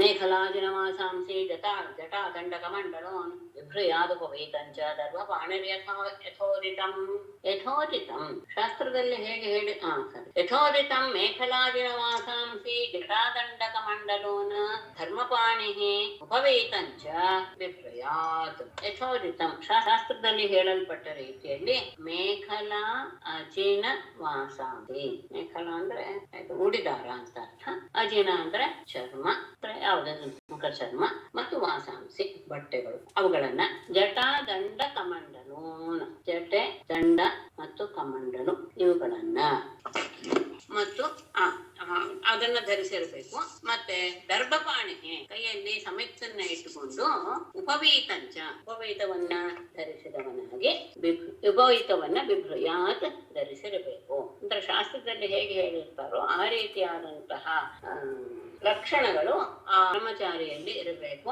ಉಡಿದಾರ, ಮುಖಚರ್ಮ, ಬಟ್ಟೆಗಳು ಮತ್ತು ಜಟೆ ಯಾಕೆ ಅಂತ ಹೇಳಿದ್ರೆ ಇವ್ರು ಹೇಳ್ತಾರೆ, ಕೇಶ ಪ್ರಸಾದನ ಮಾಡ್ಕೊಳ್ಬಾರ್ದಲ್ವಾ, ಕೂದಲು ಬಾಚ್ಕೊಳ್ಳೋದು ಇದೆಲ್ಲ ಮಾಡ್ಕೊಳ್ಬಾರ್ದು. ಆ ರೀತಿಯಲ್ಲಿ ಆ ಜಟೆಯನ್ನ ಎತ್ತಿ ಕಟ್ಟಿರೋದು ಅಂತ ಅಷ್ಟೇ ಬಿಟ್ರೆ ಮುನಿಗಳ ಹಾಗೆ ಜಟಧಾರಿ ಅಲ್ಲ ಅಂತ ಗಮನ ಇಟ್ಕೊಳ್ಬೇಕು. ದಂಡವನ್ನ ಕಮಂಡಲವನ್ನ ಕೈಯಲ್ಲಿ ಹಿಡಿದಿರ್ಬೇಕು. ಧರ್ಮಪಾಣಿ ಉಪವೇತಂಚ ಉಪವೇತ ಆಮೇಲೆ ಧರ್ಮಪಾಣಿ ತಗೊಂಡ್ರೆ ಒಳ್ಳೇದು. ಯಜ್ಞೋಪವೇತವನ್ನು ಧರಿಸಿರ್ಬೇಕು. ಧರ್ಮಪಾಣಿ ಕೈಯಲ್ಲಿ ಸಮಿತ್ತನ್ನ ಹಿಡಿದುಕೊಂಡು ಹೋಗಬೇಕು ಗುರುಗಳ ಹತ್ತಿರ ಅಂತ ಇದೆ. ಧರ್ಮಪಾಣಿ ಸಮೇತ್ ಪಾಣಿ ಗುರು ಅಂತ ಇದೆ ವೇದಾಂತದಲ್ಲಿ ಬರುತ್ತೆ. ಗುರುವಿನ ಪಾದಕ್ಕೆ ಹೋಗಿ ಶ್ರೋತ್ರಿಯಂ ಬ್ರಹ್ಮನಿಷ್ಠ ಅಂತ ಸಮೇತ್ ಪಾಣಿ ಅಂತಹ ಗುರುಗಳನ್ನ ಹೋಗಿ ಸಮೇತ್ ಪಾಣಿ ಕೈಯಲ್ಲಿ ಸಮೇತನ್ನ ಹಿಡ್ಕೊಂಡು ಹೋಗಿ ಅಭ್ಯಾಸ ಮಾಡ್ಬೇಕು ಅಂತ ಇದೆ. ಅದನ್ನ ಇಷ್ಟನ್ನ ಅವನು ಧರಿಸಿರ್ಬೇಕು. ಆಮೇಲೆ ಸಾಯಂ ಪ್ರಾತಶ್ಚರೇತ್ ಭೈಕ್ಷ್ಯಂ ಗುರವೇ ತನ್ನಿವೇದಯೇ ಭುಂಜೀತಯಜ್ಞಾತಃ ನೋಚೇತ್ ಉಪವಸೇತ್ ಕ್ವಚಿತ್. ಇಷ್ಟು ನಿಯಮಗಳಿವೆ. ಅಂದ್ರೆ ಸಾಯಂ ಪ್ರಾತಃ ಭೈಕ್ಷ್ಯಂ ಚರೇತ್ ಗುರವೇ ತತ್ ನಿವೇದಯೇತ್ ಯದಿ ಅನುಜ್ಞಾತಃ ಭುಂಜೀತ ಕ್ವಚಿತ್ ನೋಚೇತ್ ಉಪವಸೇತ್. ಸಾಯಂ ಪ್ರಾತಃ ಸಾಯಂಕಾಲ ಮತ್ತು ಬೆಳಗ್ಗೆ ಭೈಕ್ಷ್ಯಂ ಚರೇತ್ ಭಿಕ್ಷೆಯನ್ನ ಬೇಡ್ಕೊಂಡ್ ಬರ್ಬೇಕು. ಗುರವೇ ಗುರುಗಳಿಗೆ ತತ್ತು ನಿವೇದಯೇತ್ ಅದನ್ನ ಗುರುಗಳಿಗೆ ಅರ್ಪಿಸಬೇಕು. ಯದಿ ಅನುಜ್ಞಾತಃ ಗುರುವಿನಿಂದ ಇವನಿಗೆ ಒಪ್ಪಿಗೆ ಸಿಕ್ಕಿದ್ರೆ ಭುಂಜೀತ ಅದನ್ನ ಇವನು ಊಟ ಮಾಡ್ಬೋದು. ಕ್ವಚಿತ್ ನೋಚೇತ್ ಕೆಲವೊಮ್ಮೆ ಅವ್ರೇನು ಹೇಳಲಿಲ್ಲ ಅಂತ ಆದ್ರೆ ಉಪವಾಸ ಉಪವಾಸವೇ ಇರಬೇಕು. ಅದು ವಿಶೇಷ. ಸಾಯಂಕಾಲ ಮತ್ತು ಹಗಲು ಮತ್ತು ಸಾಯಂಕಾಲ ಭಿಕ್ಷೆಯನ್ನು ಬೇಡಬೇಕು. ಇನ್ನೊಬ್ಬರ ಮನೆಗೆ ಹೋಗಿ ಭಿಕ್ಷೆ ತಂದು ಇದನ್ನ ಗುರುಗಳಿಗೆ ಅರ್ಪಿಸಬೇಕು. ಗುರುವಿನ ಅನುಮತಿ ಇದ್ರೆ ಮಾತ್ರ ಭೋಜನ ಮಾಡ್ಬೇಕೆ ಹೊತ್ತು ಅವರು ಅನುಮತಿ ಕೊಡುವವರೆಗೂ ಆತ ಉಪವಾಸವಾಗಿಯೇ ಇರಬೇಕು. ಸುಶೀಲೋಮಿತ ಭುಕ್ತಕ್ಷ ಶ್ರದ್ಧದಾನೋ ಜಿತೇಂದ್ರಿಯ ಯಾವದರ್ಥಂ ವ್ಯವಹರೇತ್ ಸ್ತ್ರೀಷು ಸ್ತ್ರೀನಿರ್ಜಿತೇಷು ಚ. ಸುಶೀಲಃ ಮಿತಭುಕ್ ದಕ್ಷಃ ಶ್ರದ್ಧದಾನಃ ಜಿತೇಂದ್ರಿಯಃ ಸ್ತ್ರೀಷು ಸ್ತ್ರೀನಿರ್ಜಿತೇಷು ಚ ಯಾವದರ್ಥಂ ವ್ಯವಹರೇತ್. ಸುಶೀಲಃ ತನ್ನ ಶೀಲದ ಬಗ್ಗೆ ಬಹಳ ಎಚ್ಚರವಾಗಿ ಇರಬೇಕು. ತನ್ನ ನಡತೆಯಲ್ಲಿ ಯಾವುದರಲ್ಲಿಯೂ ಸಹ ಕಾಯೇನ ವಾಚ ಮನಸ. ಆಮೇಲೆ ಮಿತ ಭುಕ್ತಿಯಾದ ಊಟ ಮಾಡಬಾರ್ದು. ಮಿತ ಅಂದ್ರೆ ಸ್ವಲ್ಪವೇ ಭೋಜನವನ್ನು ತೆಗೆದುಕೊಳ್ಬೇಕು. ದಕ್ಷ ಯಾವಾಗಲೂ ಸಹ ಕೆಲಸದಲ್ಲಿ ಅತ್ಯಂತ ನಿಷ್ಠನಾಗಿ ಕೆಲಸ ಮಾಡಬೇಕು. ಶ್ರದ್ಧದಾನ ಶ್ರದ್ಧೆ ಇರಬೇಕು. ಯಾವುದೇ ಕೆಲಸ ಮಾಡುವಾಗಲೂ ಅಥವಾ ಯಾವುದೇ ಅಧ್ಯಯನ ಮಾಡುವಾಗಲೂ ಸಹ ಶ್ರದ್ಧೆ ಇರಬೇಕು. ಜಿತೇಂದ್ರಿಯ ಇಂದ್ರಿಯಗಳನ್ನ ಅದು ಹೋದ ಕಡೆ ಎಲ್ಲ ಬಿಟ್ಬಿಡೋದಲ್ಲ, ತನ್ನ ವಶದಲ್ಲಿ ಇಟ್ಕೊಳ್ಬೇಕು. ಮತ್ತೆ ಸ್ತ್ರೀ ನಿರ್ಜಿತೇಶು ಚ, ಸ್ತ್ರೀಯರ ವಿಷಯದಲ್ಲಿ ಮತ್ತು ಸ್ತ್ರೀಯರಿಂದ ಗೆಲ್ಲಲ್ಪಟ್ಟವರಲ್ಲಿ ಅಂದ್ರೆ ಸ್ತ್ರೀಯರ ಅಧೀನದಲ್ಲಿಯೇ ಇರುವವರ ವಿಷಯದಲ್ಲಿ ಯಾವದರ್ಥ ಎಷ್ಟು ಅವಶ್ಯಕತೆ ಇದೆಯೋ ಅಷ್ಟು ಮಾತ್ರ ವ್ಯವಹಾರ ಮಾಡಬೇಕು. ಸ್ತ್ರೀಯರ ವಿಷಯದಲ್ಲಿ, ಸ್ತ್ರೀಯರ ಅಧೀನದಲ್ಲಿರುವಂತಹ ಪುರುಷರ ವಿಷಯದಲ್ಲಿಯೂ ಸಹ ಎಷ್ಟು ಬೇಕೋ, ನಮಗೆ ಎಷ್ಟು ಅವಶ್ಯಕತೆ ಇದೆಯೋ ಅಷ್ಟು ಮಾತ್ರ ವ್ಯವಹಾರ ಮಾಡ್ಬೇಕೆ ಹೊರತು ಅದಕ್ಕಿಂತ ಮುಂದೆ ಅಲ್ಲಿ ಹೋಗ್ಬಾರ್ದು. ಅಂದ್ರೆ ತನ್ನ ಶೀಲವನ್ನ ಬಹಳ ಯೋಗ್ಯ ರೀತಿಯಲ್ಲಿ ಕಾಪಾಡ್ಕೊಳ್ಬೇಕು. ಅತಿ ಭೋಜನ ಒಳ್ಳೆಯದಲ್ಲ. ಯಾವಾಗಲೂ ಸಹ ಮಾಡುವಂತಹ ಕೆಲಸದ ಬಗ್ಗೆ ನಿಷ್ಠೆ ಮತ್ತು ಶ್ರದ್ಧೆ, ಇಂದ್ರಿಯದ ನಿಗ್ರಹ, ಸ್ತ್ರೀಯರ ವಿಷಯದಲ್ಲಿ, ಸ್ತ್ರೀಯರ ಅಧೀನದಲ್ಲಿರುವಂತಹ ಪುರುಷರ ವಿಷಯವೂ ಸಹ ಬಹಳ ಎಷ್ಟು ಬೇಕೋ ಅಷ್ಟು ಮಾತ್ರ ವ್ಯವಹಾರ ಮಾಡಬೇಕು. ಅಂದ್ರೆ ಇವರು ಹೇಳ್ತಾರೆ ಯಾವದರ್ಥಂ ಅನ್ನೋದಕ್ಕೆ ವಿಶೇಷವಾಗಿ ಅದೇ ಟಿಪ್ಪಣಿ ಕೊಡ್ತಾರೆ. ಅಂದ್ರೆ ಭಿಕ್ಷೆ ತೆಗೆದುಕೊಳ್ಳಕ್ಕೆ ಹೋದಾಗ ಈ ರೀತಿಯಾದ ಸಂದರ್ಭ ಬರುತ್ತೆ. ಸ್ತ್ರೀಯರ ತಾನೇ ಬಂದು ಭಿಕ್ಷೆ ಹಾಕೋದು ಅಥವಾ ಸ್ತ್ರೀಯರ ಮನೆಯಲ್ಲಿರುವಂತಹ ಪುರುಷರು. ಆ ಸಂದರ್ಭದಲ್ಲಿ ಎಷ್ಟು ಮಾತು ಅಷ್ಟೇ ಮಾತ್ರ ಮಾತಾಡ್ಕೊಂಡು ಬರಬೇಕೆ ಹೊರತು ಅಲ್ಲಿ ಹೆಚ್ಚು ಹೊತ್ತು ಅವರ ಜೊತೆ ವ್ಯವಹಾರ ಇಟ್ಕೊಳ್ಬಾರ್ದು ಅನ್ನೋದು ಹೇಳ್ತಾರೆ. ವರ್ಜಯೇ ಪ್ರಮದಾಗಾಥಾಂ ಅಗೃಹಸ್ಥೋ ಬೃಹದ್ವ್ರತಃ ಇಂದ್ರಿಯಾಣಿ ಪ್ರಮಾಥೇನಿ ಹರಂತ್ಯಪಿ ಯತೇರ್ಮನಃ. ಅಗೃಹಸ್ಥಃ ಬೃಹದ್ವ್ರತಃ ಪ್ರಮದಾಗಾಥಾಂ ವರ್ಜಯೇತ್ ಇಂದ್ರಿಯಾಣಿ ಪ್ರಮಾಥೀನಿ ಯತೇಃ ಮನಃ ಅಪಿ ಹರಂತಿ. ಅಗೃಹಸ್ಥಃ ಗೃಹಸ್ಥನಲ್ಲದೆ ಇರುವಂತಹ ಬೃಹದ್ವ್ರತಃ ಬ್ರಹ್ಮಚಾರಿಯ ವ್ರತವನ್ನು ಹಿಡಿದಂತಹ ಎಲ್ಲರೂ ಸಹ ಪ್ರಮದಾಗಾಥಾಂ ವರ್ಜಯೇತ್ ಸ್ತ್ರೀಯರ ಬಗೆಗಿನ ಆ ಚರ್ಚೆಗಳಿಂದ ಪೂರ್ಣವಾಗಿ ದೂರ ಇರಬೇಕು. ಯಾಕೆ ಅಂದ್ರೆ ಇಂದ್ರಿಯಾಣಿ ಪ್ರಮಾಥೀನಿ, ಇಂದ್ರಿಯಗಳು ಅತ್ಯಂತ ಬಲಿಷ್ಠಗಳು. ಹಾಗಾಗಿ ಆ ಇಂದ್ರಿಯಗಳು ಏನ್ ಮಾಡುತ್ತೆ ಅಂದ್ರೆ ಯತೇಹೇ ಮನಃ ಅಪಿ ಹರೇ. ಯತಿ ಅಂತ ಹೇಳಿದ್ರೆ ಬಹಳ ಎಚ್ಚರಿಕೆಯಿಂದ ಸಾಧನೆಯನ್ನು ಮಾಡುವಂತಹ ವ್ಯಕ್ತಿಗಳು ಯತಿಗಳು. ಅಂದ್ರೆ ಎಲ್ಲವನ್ನು ನಿಯಮದಲ್ಲಿ, ಇಂದ್ರಿಯ ಇತ್ಯಾದಿಗಳನ್ನೆಲ್ಲ ನಿಯಮದಲ್ಲಿ ಇಟ್ಕೊಂಡು ಅಂಥವರ ಮನಸ್ಸನ್ನು ಸಹ ಅವುಗಳು ಅಪಹರಿಸಿ ಬಿಡುತ್ತೆ ಅಂದ್ರೆ ಇಂದ್ರಿಯಗಳಿಗೆ ಅಧೀನವಾಗಿ ಎಲ್ಲವನ್ನು ಪಡೆದುಕೊಳ್ಬೇಕು ಎನ್ನುವಂತಹ ಆಸೆಗೆ ಒಳಗಾಗ್ತಾರೆ. ಎಂಥವರು ನಿಯಮನಿಷ್ಠೆ ಇರುವಂತಹವರ ಮನಸ್ಸು ಸಹ ಅದು ಒಂದು ಕ್ಷಣದಲ್ಲಿ ತನ್ನ ನಿಗ್ರಹವನ್ನ ಕಳೆದುಕೊಂಡು ಬಿಡುತ್ತೆ. ಯಾಕೆ ಅಂದ್ರೆ ಇಂದ್ರಿಯಗಳು ಬಹಳ ಬಲಿಷ್ಠವಾದ್ದರಿಂದ ಅವುಗಳ ಸಾಮರ್ಥ್ಯವೇ ಹೆಚ್ಚು. ಹಾಗಾಗಿ ಬಹಳ ಎಚ್ಚರಿಕೆಯಿಂದ ಸ್ತ್ರೀಯರ ವಿಷಯವಾಗಿ ಯಾವ ರೀತಿಯ ಚರ್ಚೆಯೂ ಸಹ ಅವರ ಮಧ್ಯದಲ್ಲಿ ಆಗಬಾರದು. ಯಾಕೆ ಮತ್ತೆ ಇನ್ನೊಂದು ತಗೊಂಡು ಆಮೇಲೆ ಯಾಕೆ ಅಂತ ಹೇಳ್ತಿದ್ದಾರೆ. ಕೇಶ ಪ್ರಸಾದನೋನ್ಮರ್ದ ಸ್ನಪನಾಭ್ಯಂಜನ ಅಧಿಕಂ ಗುರು ಸ್ತ್ರೀಭಿರ್ಯುವತಿಭಿಃ ಕಾರಯನ್ನಾತ್ಮನೋ ಯುವತಿಭಿಃ ಗುರು ಸ್ತ್ರೀಭಿಃ ಆತ್ಮನಃ ಕೇಶ ಪ್ರಸಾದನೋನ್ಮರ್ದ ಸ್ನಪನ ಅಭ್ಯಂಜನ ಅಧಿಕಂ ನ ಕಾರಯೇ. ಯುವಕನಾದಂತಹ ಬ್ರಹ್ಮಚಾರಿಯು ಯುವತರಿಂದ ಗುರು ಸ್ತ್ರೀಭಿಹಿ ಗುರುಪತ್ನಿಯರಾಗಲಿ ಅಥವಾ ಗುರುಗಳ ಮನೆಯಲ್ಲಿರುವಂತಹ ಸ್ತ್ರೀಯರಿಂದಲಾಗಲಿ ಆತ್ಮನಃ ತನ್ನ ಕೇಶ ಪ್ರಸಾದನ ಅಂದ್ರೆ ಕೂದಲು ಬಾಚಿಸಿಕೊಳ್ಳೋದು, ಉನ್ಮರ್ದ ಮಸಾಜ್ ಹೇಳ್ತೀವಲ್ಲ ಹಾಗೆ ದೇಹವನ್ನೆಲ್ಲ ತೆಕ್ಕಿಸಿಕೊಳ್ಳುವುದು, ಸ್ನಾನ, ಅಭ್ಯಂಜನ ಅಂದ್ರೆ ಎಣ್ಣೆಯಿಂದ ಶರೀರವನ್ನೆಲ್ಲ ಹಚ್ಚಿ, ಎಣ್ಣೆ ಎಲ್ಲ ಶರೀರ ಹಚ್ಚಿ ಸ್ನಾನ ಮಾಡುವುದು, ಅದು ಅಭ್ಯಂಜನ. ಈ ರೀತಿಯಾದಂತಹ ಯಾವ ಕೆಲಸಗಳನ್ನು ಸಹ ಕಾರ್ಯೇ ಮಾಡಿಸಿಕೊಳ್ಳಬಾರದು. ಯುವಕನಾದಂತಹ ಬ್ರಹ್ಮಚಾರಿ ಅದನ್ನು ಯುವತಿಗಳಿಂದಲಾಗಲಿ ಅಥವಾ ಗುರುವಿಗೆ ಸಂಬಂಧಪಟ್ಟಂತಹ ಗುರುಪತ್ನಿಯರಿಂದಲಾಗಲಿ ಗುರು ಸ್ತ್ರೀಯರಿಂದಲಾಗಲಿ ಈ ರೀತಿಯ ಯಾವ ಕೆಲಸವನ್ನು ಸಹ ಮಾಡಿಸ್ಕೊಳ್ಬಾರ್ದು. ತನ್ನ ಕೂದಲನ್ನ ಬಾಚಿಸ್ಕೊಳ್ಳೋದಾಗ್ಲಿ, ದೇಹವನ್ನ ತಿಕ್ಕಿಸ್ಕೊಳ್ಳೋದು, ಸ್ನಾನ, ಅಭ್ಯಂಜನ ಇತ್ಯಾದಿ ಯಾವುಗಳನ್ನು ಸಹ ಮಾಡಿಸಬಾರ್ದು. ಯಾಕೆ ಅಂದ್ರೆ ನನ್ನೊಗ್ನೆ ಪ್ರಮದಾನಾಮ ಕೃತಕುಂಭ ಸಮತ್ವಾನ್ ಸುತಾಮಪಿ ರಹೋ ಜಹ್ಯಾತ್ ಅನ್ಯಥಾ ಯಾವದರ್ಥಕೃತ. ಪ್ರಮದಾನಾಮ ಅಗ್ನಿಹೀನನು ಮಾನ್ ಘೃತಕುಂಭ ಸಮಃ ಸುತಾಮಪಿ ರಹಃ ಜಹ್ಯಾತ್ ಅನ್ಯದಾ ಯಾವದರ್ಥಕೃತ ಪ್ರಮದ ನಾಮ ಹೆಂಗಸು ಅಂದ್ರೆ ಅಗ್ನಿಹಿನನು, ಅವರು ಸಾಕ್ಷಾತ್ ಅಗ್ನಿಯೇ ಅಲ್ವೇ, ಅಂದ್ರೆ ಅಗ್ನಿ ಸದೃಶರು ಅಂತ ಅರ್ಥ. ಪುಮಾನ್ ಪುರುಷ ಹೇಗಿರ್ತಾನೆ ಅಂದ್ರೆ ಘೃತಕುಂಭ ಸಮಾನ, ತುಪ್ಪದ ಕೊಡದಕ್ಕೆ ಸಮಾನವಾಗಿರುವಂತವನು ಯಾರು? ಪುರುಷ. ಹಾಗಾಗಿ ಆ ಅಗ್ನಿ ಸಂಪರ್ಕವಾದ ತಕ್ಷಣ ಅದು ಕರಗೋಲಿಕ್ಕೆ ಶುರುವಾಗತ್ತೆ ಅಂತ. ಅದಕ್ಕಾಗಿಯೇ ಸುಧಾಮಪಿ ಮಗಳಂದಿಗೂ ಸಹ ರಹಜಕ್ಯ ಏಕಾಂತದಲ್ಲಿರುವುದನ್ನ ತ್ಯಜಿಸಬೇಕು. ಅನ್ಯದ ಅಂದ್ರೆ ಏಕಾಂತದಲ್ಲಿಲ್ಲ, ಎಲ್ಲರ ಮಧ್ಯದಲ್ಲಿ ಇದ್ರೂ ಸಹ ಯಾವದ ಅರ್ಥ ಕೊಟ್ಟು ತನ್ನ ಅವಶ್ಯಕತೆ ಎಷ್ಟಿದೆಯೋ ಅಷ್ಟು ಮಾತ್ರ ಅವಳ ಜೊತೆ ಮಾತಾಡ್ಬೇಕೆ ಹೊತ್ತು ಹೆಚ್ಚು ಆಗ್ಲೂ ಸಹ ಏಕಾಂತದಲ್ಲಿ ಇರ್ಲೇಬಾರ್ದು. ಎಲ್ಲರ ಜೊತೆ ಇದ್ದಾಗ್ಲೂ ಸಹ ಎಷ್ಟು ಬೇಕೋ ಅಷ್ಟು ಮಾತ್ರ ವ್ಯವಹಾರ ಇಟ್ಕೊಳ್ಬೇಕು. ಹಾಗಾಗಿ ಇಂದ್ರಿಯಗಳನ್ನ ಗೆಲ್ಲುವುದು ಅಷ್ಟು ಸುಲಭ ಅಲ್ಲ. ಹಾಗಾಗಿ ನಾವೇ ಒಂದಷ್ಟು ಕಟ್ಟುಪಾಡುಗಳನ್ನ ಹಾಕಿಕೊಂಡು ಜೀವನದಲ್ಲಿ ಮುಂದೆ ಹೋಗ್ತಾ ಇರಬೇಕು. ಕಲ್ಪಯಿತ್ವಾತ್ಮನ ಯಾವತ್ ಆಭಾಸಮಿದಮೀಶ್ವರ ದ್ವೈತಂ ತಾವನ್ನ ವಿರಮೇತ್ ತಥೋ ಹ್ಯಸ್ಯ ಪರ್ಯಯ. ಅಲ್ಲ, ಎಲ್ಲವೂ ಮಿಥ್ಯೆ ಅಂತ ಗೊತ್ತಿದೆ. ಹಾಗಾಗಿ ಇದ್ರೇನ್ ಎಲ್ಲರೂ ಗೊತ್ತಿರೋ ವಿಷಯ. ಹಾಗಾಗಿ ಇದರಲ್ಲೆಲ್ಲ ಯಾರು ಸಹ ತಮ್ಮ ಇಂದ್ರಿಯಗಳಿಗೆ ಬಲಿ ಆಗೋದಿಲ್ವಲ್ಲ ಅಂತ ಹೇಳೋ ಹಾಗಿಲ್ಲ. ಯಾಕೆ ಅಂದ್ರೆ ಯದ್ಯಪಿ ಅಂತಿಮ ಭಾವ ಅದ್ವೈತ ಅಂದ್ರೆ ಇವನು ಪುರುಷ ಇವನು ಸ್ತ್ರೀ ಎನ್ನುವಂತಹ ಭಾವ ಕೊನೆಯಲ್ಲಿ ಇರೋಲ್ಲ. ಆದರೆ ಆ ಭಾವ ಬರೋವರೆಗೂ ಸಹ ದ್ವೈತ ಇದ್ದೇ ಇರುತ್ತೆ. ಅಲ್ಲಿವರೆಗೂ ನಾವು ಹೇಗಿರಬೇಕು ಲೋಕದಲ್ಲಿ ಹಾಗೆ ಇರಬೇಕು. ಆತ್ಮನ ಇದಂ ಆಭಾಸಂ ಕಲ್ಪಯಿತ್ವಾ ಯಾವತ್ ಈಶ್ವರಃ ನ ತಾವತ್ ದ್ವೈತಂ ಮತ್ತೆ ನಾ ತಗೊಡೆ ನ ವಿರಮೇತ್ ತತೋ ಹಿ ಅಸ್ಯ ವಿಪರ್ಯಯ.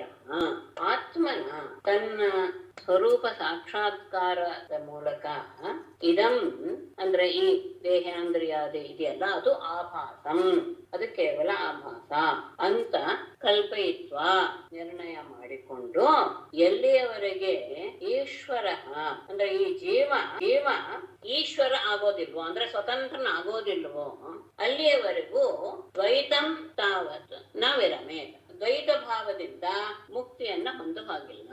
ಅಂದ್ರೆ ಇದೆಲ್ಲೂ ಸಹ ಕೇವಲ ಆಭಾಸ ಮಾತ್ರ.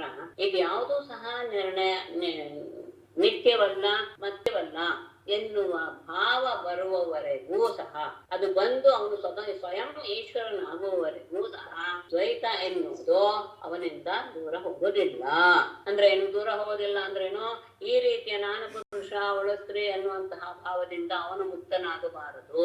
ತಥೋಹಿ ಅಂದ್ರೆ ಆ ದ್ವೈತದಿಂದ ಏನಾಗತ್ತೆ ಅಂದ್ರೆ ವಿಪರ್ಯಯ ಅಸ್ಯ ವಿಪರ್ಯಯ, ಈ ವ್ಯಕ್ತಿಗೆ ವಿಪರ್ಯಯ ಅಂದ್ರೆ ಅಲ್ಲಿಯವರೆಗೂ ಈ ಸ್ತ್ರೀ ಇದು ಪುರುಷ ಎನ್ನುವಂತಹ ಭಾವ ಬಂದು ಅವಳಲ್ಲೇ ಬೇರೆ ರೀತಿಯಾದಂತಹ ಭಾವನೆ ಉಂಟಾಗುವಂತಹ ಸಾಧ್ಯತೆ ಇದ್ದೇ ಇದೆ. ಯಾವಾಗ ದ್ವೈತ ಮುಕ್ತನಾಗಬಾರ್ದು ಅವನು.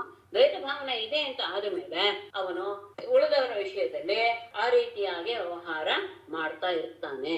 ಹಾಗಾಗಿ ಎಲ್ಲಿವರೆಗೂ ಆತ್ಮ ಸಾಕ್ಷಾತ್ಕಾರವಾಗಿ ಇದೆಲ್ಲವೂ ಸಹ ಕೇವಲ ಆಭಾಸ ಮಾತ್ರ ಎನ್ನುವಂತಹ ಜ್ಞಾನ ಬರೋದಿಲ್ವೋ, ಅಂದ್ರೆ ತಾನೇ ಈಶ್ವರ ಎನ್ನುವಂತಹ ಭಾವ ಬರೋದಿಲ್ವೋ ಅಲ್ಲಿಯವರೆಗೂ ದ್ವೈತ ಭಾವದಿಂದ ಅವನು ಮುಕ್ತನಾಗುವ ಹಾಗಿಲ್ಲ.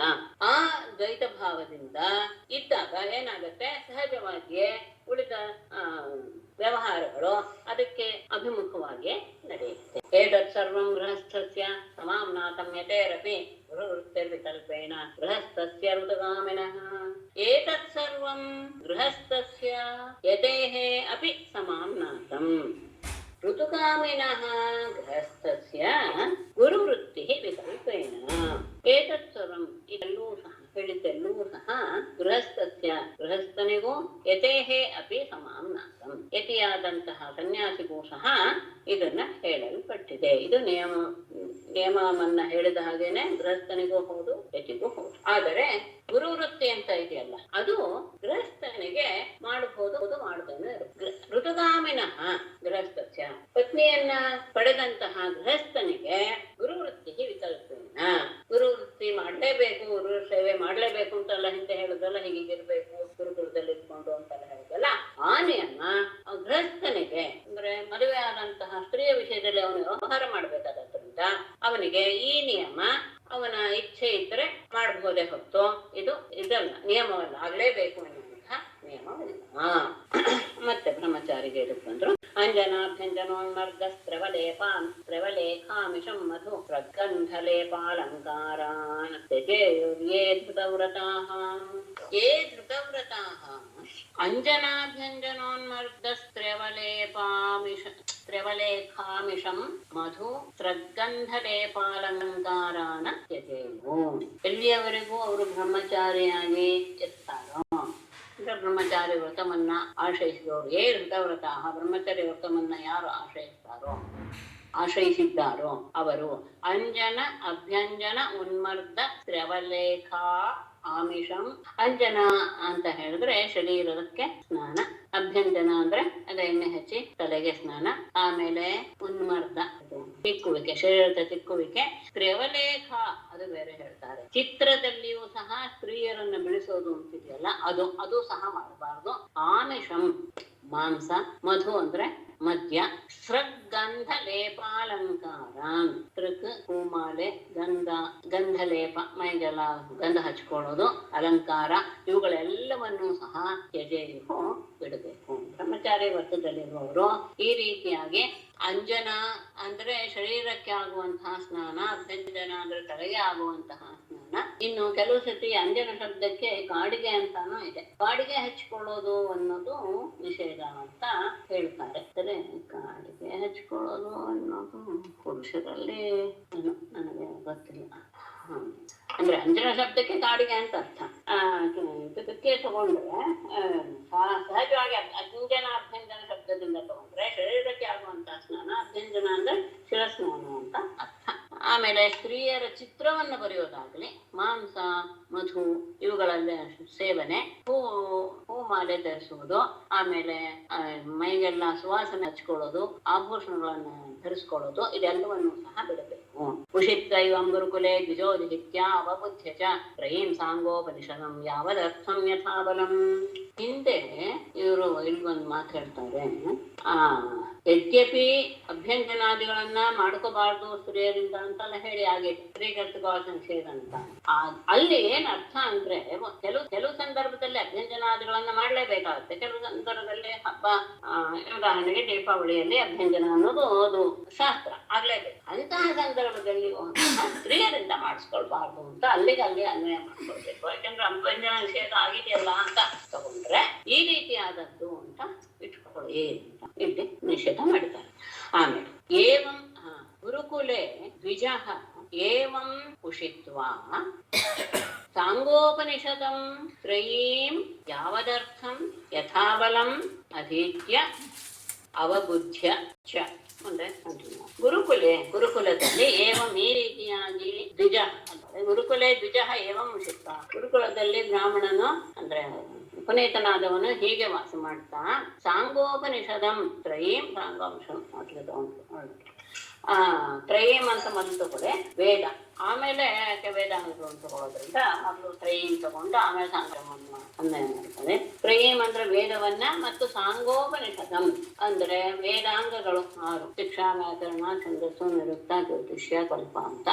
ಅದಕ್ಕೆ ವೇದಾಂಗ ಸಹಿತವಾದಂತಹ ಉಪನಿಷತ್ತುಗಳನ್ನು ಸಹ ಯಾವದರ್ಥಂ ಎಷ್ಟು ಬೇಕೋ, ಆತನ ಅವಶ್ಯಕತೆಗೆ ಎಷ್ಟು ಬೇಕೋ ಅಷ್ಟು ಯಥಾಬಲಂ ಅವನ ಶಕ್ತಿಗೆ ಅನುಗುಣವಾಗಿ ಅಧೀತ್ಯ ಅಧ್ಯಯನ ಮಾಡಿ ಅವಬುದ್ಧ್ಯ ಚ ತಿಳಿದುಕೊಂಡು. ಎಲ್ಲರಿಗೂ ಸಹ ಒಂದೇ ರೀತಿಯಾದಂತಹ ಬುದ್ಧಿಶಕ್ತಿ ಇರೋದಿಲ್ಲ, ಎಲ್ಲರಿಗೂ ಎಲ್ಲವೂ ಬೇಕಾಗೋದಿಲ್ಲ. ಅಂದ್ರೆ ಯಾತಕ್ಕೆ ಹೇಳ್ತಾ ಇರೋದು ಅಂದ್ರೆ ಸಾಂಗ ಅಂತ ಹೇಳಿದ್ರಿಂದ ಶಿಕ್ಷಾ, ವ್ಯಾಕರಣ, ಛಂದಃ ಅನ್ನುವಂತಹ ಷಡಂಗಗಳು ಪೂರ್ತಿಯಾಗಿ ಹೇಳುವಂತಹದ್ದು ಬೇಡ. ಕೆಲವರಿಗೆ ಜ್ಯೋತಿಷದಲ್ಲಿ ಆಸಕ್ತಿ ಇದ್ದವ್ರಿಗೆ ಅದನ್ನ ಮಾತ್ರ ವಿಶೇಷವಾಗಿ ಅಧ್ಯಯನ ಮಾಡಿ ಉಳಿದರದ ಬಗ್ಗೆ ಕೇವಲ ಜ್ಞಾನ ಪಡ್ಕೊಂಡ್ರೆ ಸಾಕಾಗುತ್ತೆ. ಹೀಗೆ ಮತ್ತೆ ತನ್ನಗೆ ಎಷ್ಟು ಶಕ್ತಿ ಇದೆಯೋ, ತನ್ನ ಗ್ರಹಣ ಶಕ್ತಿ ಎಷ್ಟಿದೆಯೋ ಅದಕ್ಕೆ ಅನುಸಾರವಾಗಿ ತನ್ನ ಅವಶ್ಯಕತೆಗೆ ಎಷ್ಟು ಬೇಕೋ ಅಷ್ಟನ್ನು ಮಾತ್ರ ಎಲ್ಲ ಅಧ್ಯಯನ ಮಾಡಿ ಅದನ್ನ ಸರಿಯಾದ ರೀತಿಯಲ್ಲಿ ಅವಬುದ್ಧ ತುಂಬಾ ಮುಖ್ಯ ಅಧ್ಯಯನ ಮಾಡಿ ಅದನ್ನ ಮನಸ್ಸಿಗೆ ತಂದುಕೊಂಡು ಇದೆಲ್ಲ ಆದಮೇಲೆ ದತ್ವಾವರಮನುಜ್ಞಾತೋ ಗುರೋ ಕಾಮಂ ಯದೀಶ್ವರ ಬ್ರಹ್ಮಣಂ ವಾ ಪ್ರವಿಶೇತ್ ಪ್ರವ್ರಜೇತ್ ತತ್ರ ವಾ ವಸೇತ್.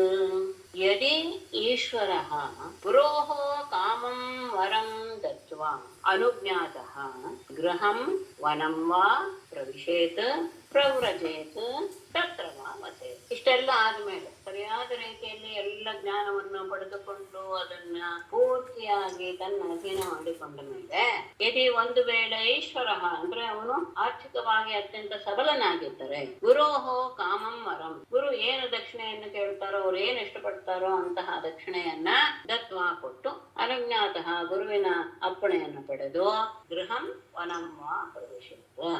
ಅಂದ್ರೆ ಗೃಹಂ ಅಂತ ಹೇಳಿದ್ರೆ ಗೃಹಸ್ಥಾಶ್ರಮವನ್ನ ಸ್ನಾತಕನಾದ ಮೇಲೆ ಗೃಹಸ್ಥಾಶ್ರಮವನ್ನ ಸ್ವೀಕರಿಸಬಹುದು. ವನಂ ವಾ ಪ್ರವೇಶ, ಕಾಡಿನಲ್ಲಾಗಲಿ ಪ್ರವೇಶ ಮಾಡಬಹುದು. ಕಾಡಿನಲ್ಲಾಗಲಿ ಪ್ರವೇಶ ಮಾಡಬಹುದು ಅಂದ್ರೆ ಕಾಡು ಆರಂಭದಲ್ಲಿಯೇ ವಾನಪ್ರಸ್ಥ ಅನ್ನೋದು ಅಂದ್ರೆ ಈ 4 ಆಶ್ರಮ ಇದೆಯಲ್ಲ, ಬ್ರಹ್ಮಚರ್ಯ ಆಶ್ರಮ ಮುಗೀತು, ಇನ್ನು ಉಳಿದ 3 ಆಶ್ರಮದಲ್ಲಿ ಯಾವ ಆಶ್ರಮವನ್ನಾದ್ರೂ ಅವನು ತಗೊಳ್ಬಹುದು ಅಂತ ಅರ್ಥ. ಅಂದ್ರೆ ಗೃಹಸ್ಥರ ಆಶ್ರಮವನ್ನು ಆಗಬಹುದು ಅಥವಾ ವಾನಪ್ರಸ್ಥಾಶ್ರಮವನ್ನಾಗಬಹುದು ಅಥವಾ ಪ್ರವ್ರಜೇತ್ ಅಂತ ಇದೆ. ವನಮ್ಮ ಪ್ರವೇಶೇತ ಆದ್ಮೇಲೆ ಪ್ರವ್ರಜೇತ್ ಅಂದ್ರೆ ಸನ್ಯಾಸಾಶ್ರಮವನ್ನಾದ್ರೂ ಅವನು ತಗೊಳ್ಬಹುದು.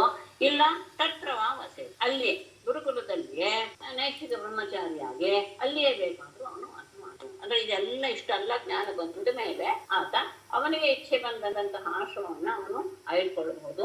ಇಲ್ಲ ಅಂದ್ರೆ ಗುರುಕುಲದಲ್ಲಿಯೇ ನಿಷ್ಠಿಕ ಬ್ರಹ್ಮಚಾರಿ ಇಟ್ಟುಕೊಂಡು ಅಧ್ಯಯನವನ್ನು ಮಾಡ್ತಾ ಅಧ್ಯಾಪನವನ್ನು ಮಾಡ್ತಾ ಕಾಲ ಕಳೆಯುವುದು. ಅಗ್ನೌ ಗುರೋ ಆತ್ಮನಿಚ ಸರ್ವಭೂತೇಷು ಅಧೋಕ್ಷಜಂ ಭೂತೇಶ್ವರಾಮಭಿ ಪಶ್ಯೇತ್ ಅಪ್ರವಿಷ್ಟಂ ಪ್ರವಿಷ್ಟವತ್.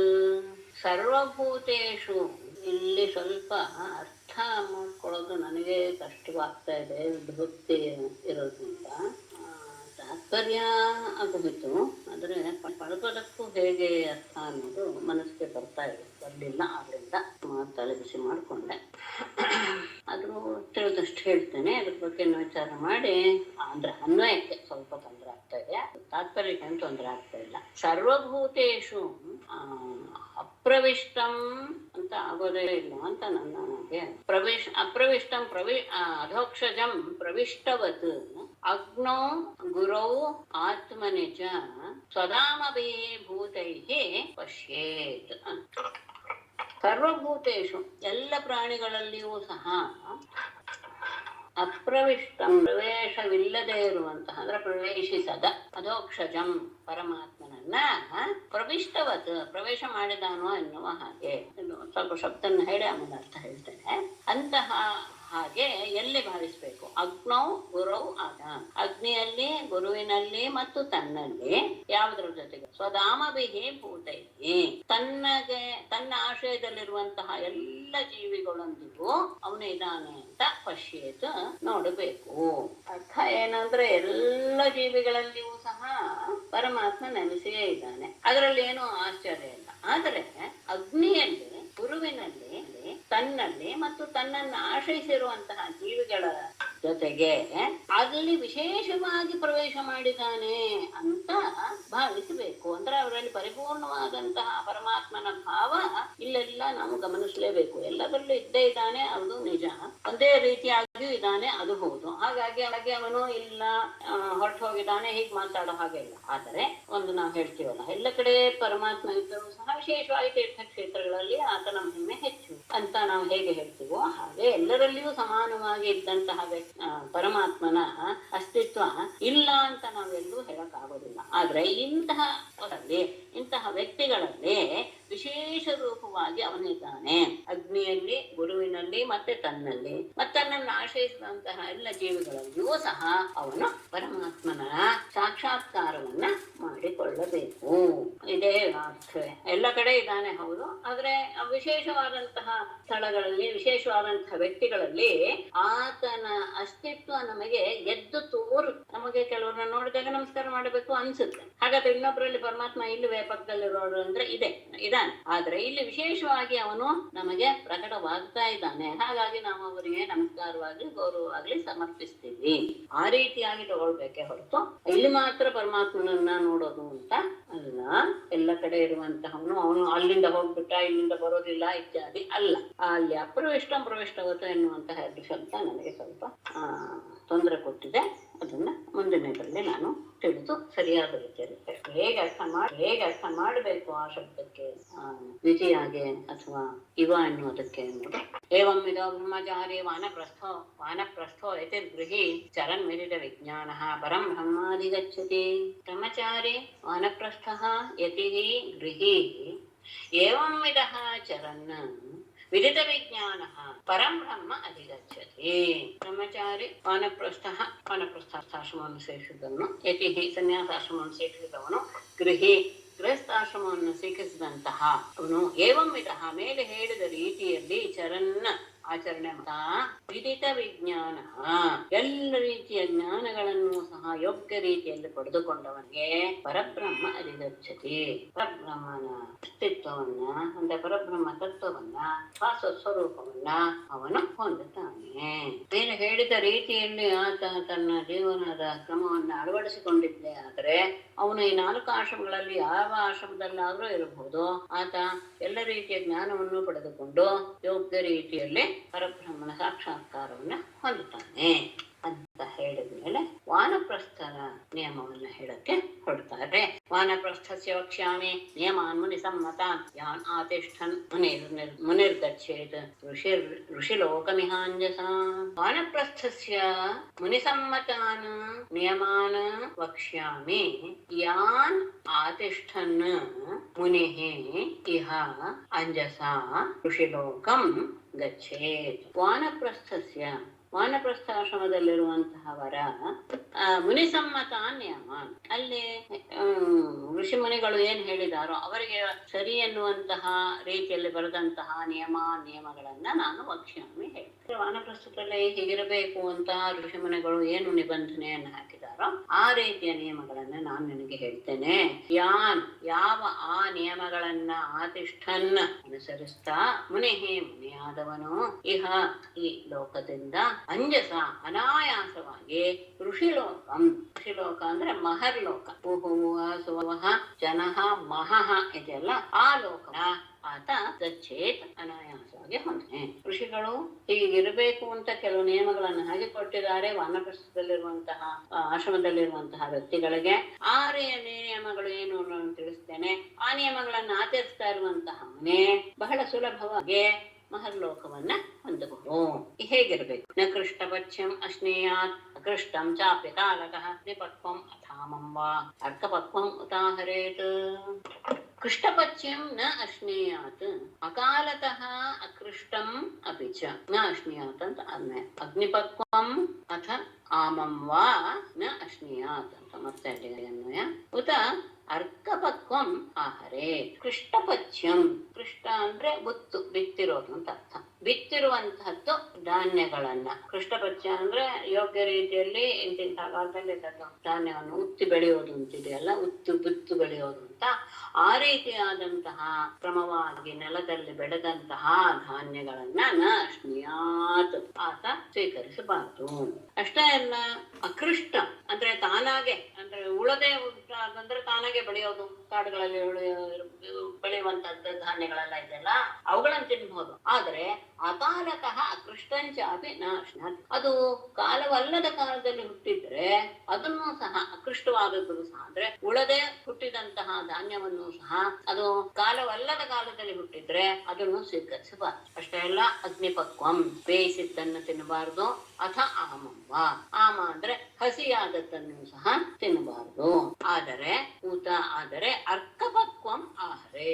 ಅರ್ಕ ಅಂದ್ರೆ ಸೂರ್ಯನ ಆ ಬಿಸಿಲಿನಿಂದ ತಾಪದಿಂದ ಹಣ್ಣಾಗಿರುವಂತಹ ಆ ರೀತಿಯಾದಂತಹ ಫಲಗಳನ್ನ ಆಹರೇತ ಸ್ವೀಕರಿಸಬಹುದು. ವಾನಪ್ರಸ್ಥಾಶ್ರಮವನ್ನು ಆಶ್ರಯಿಸುವಂತಹ ವ್ಯಕ್ತಿ ನೆಲದಲ್ಲಿ ಉತ್ತಿರುವಂತಹ ಯಾವುದೇ ಧಾನ್ಯಗಳನ್ನ ಸ್ವೀಕಾರ ಮಾಡಬಾರದು.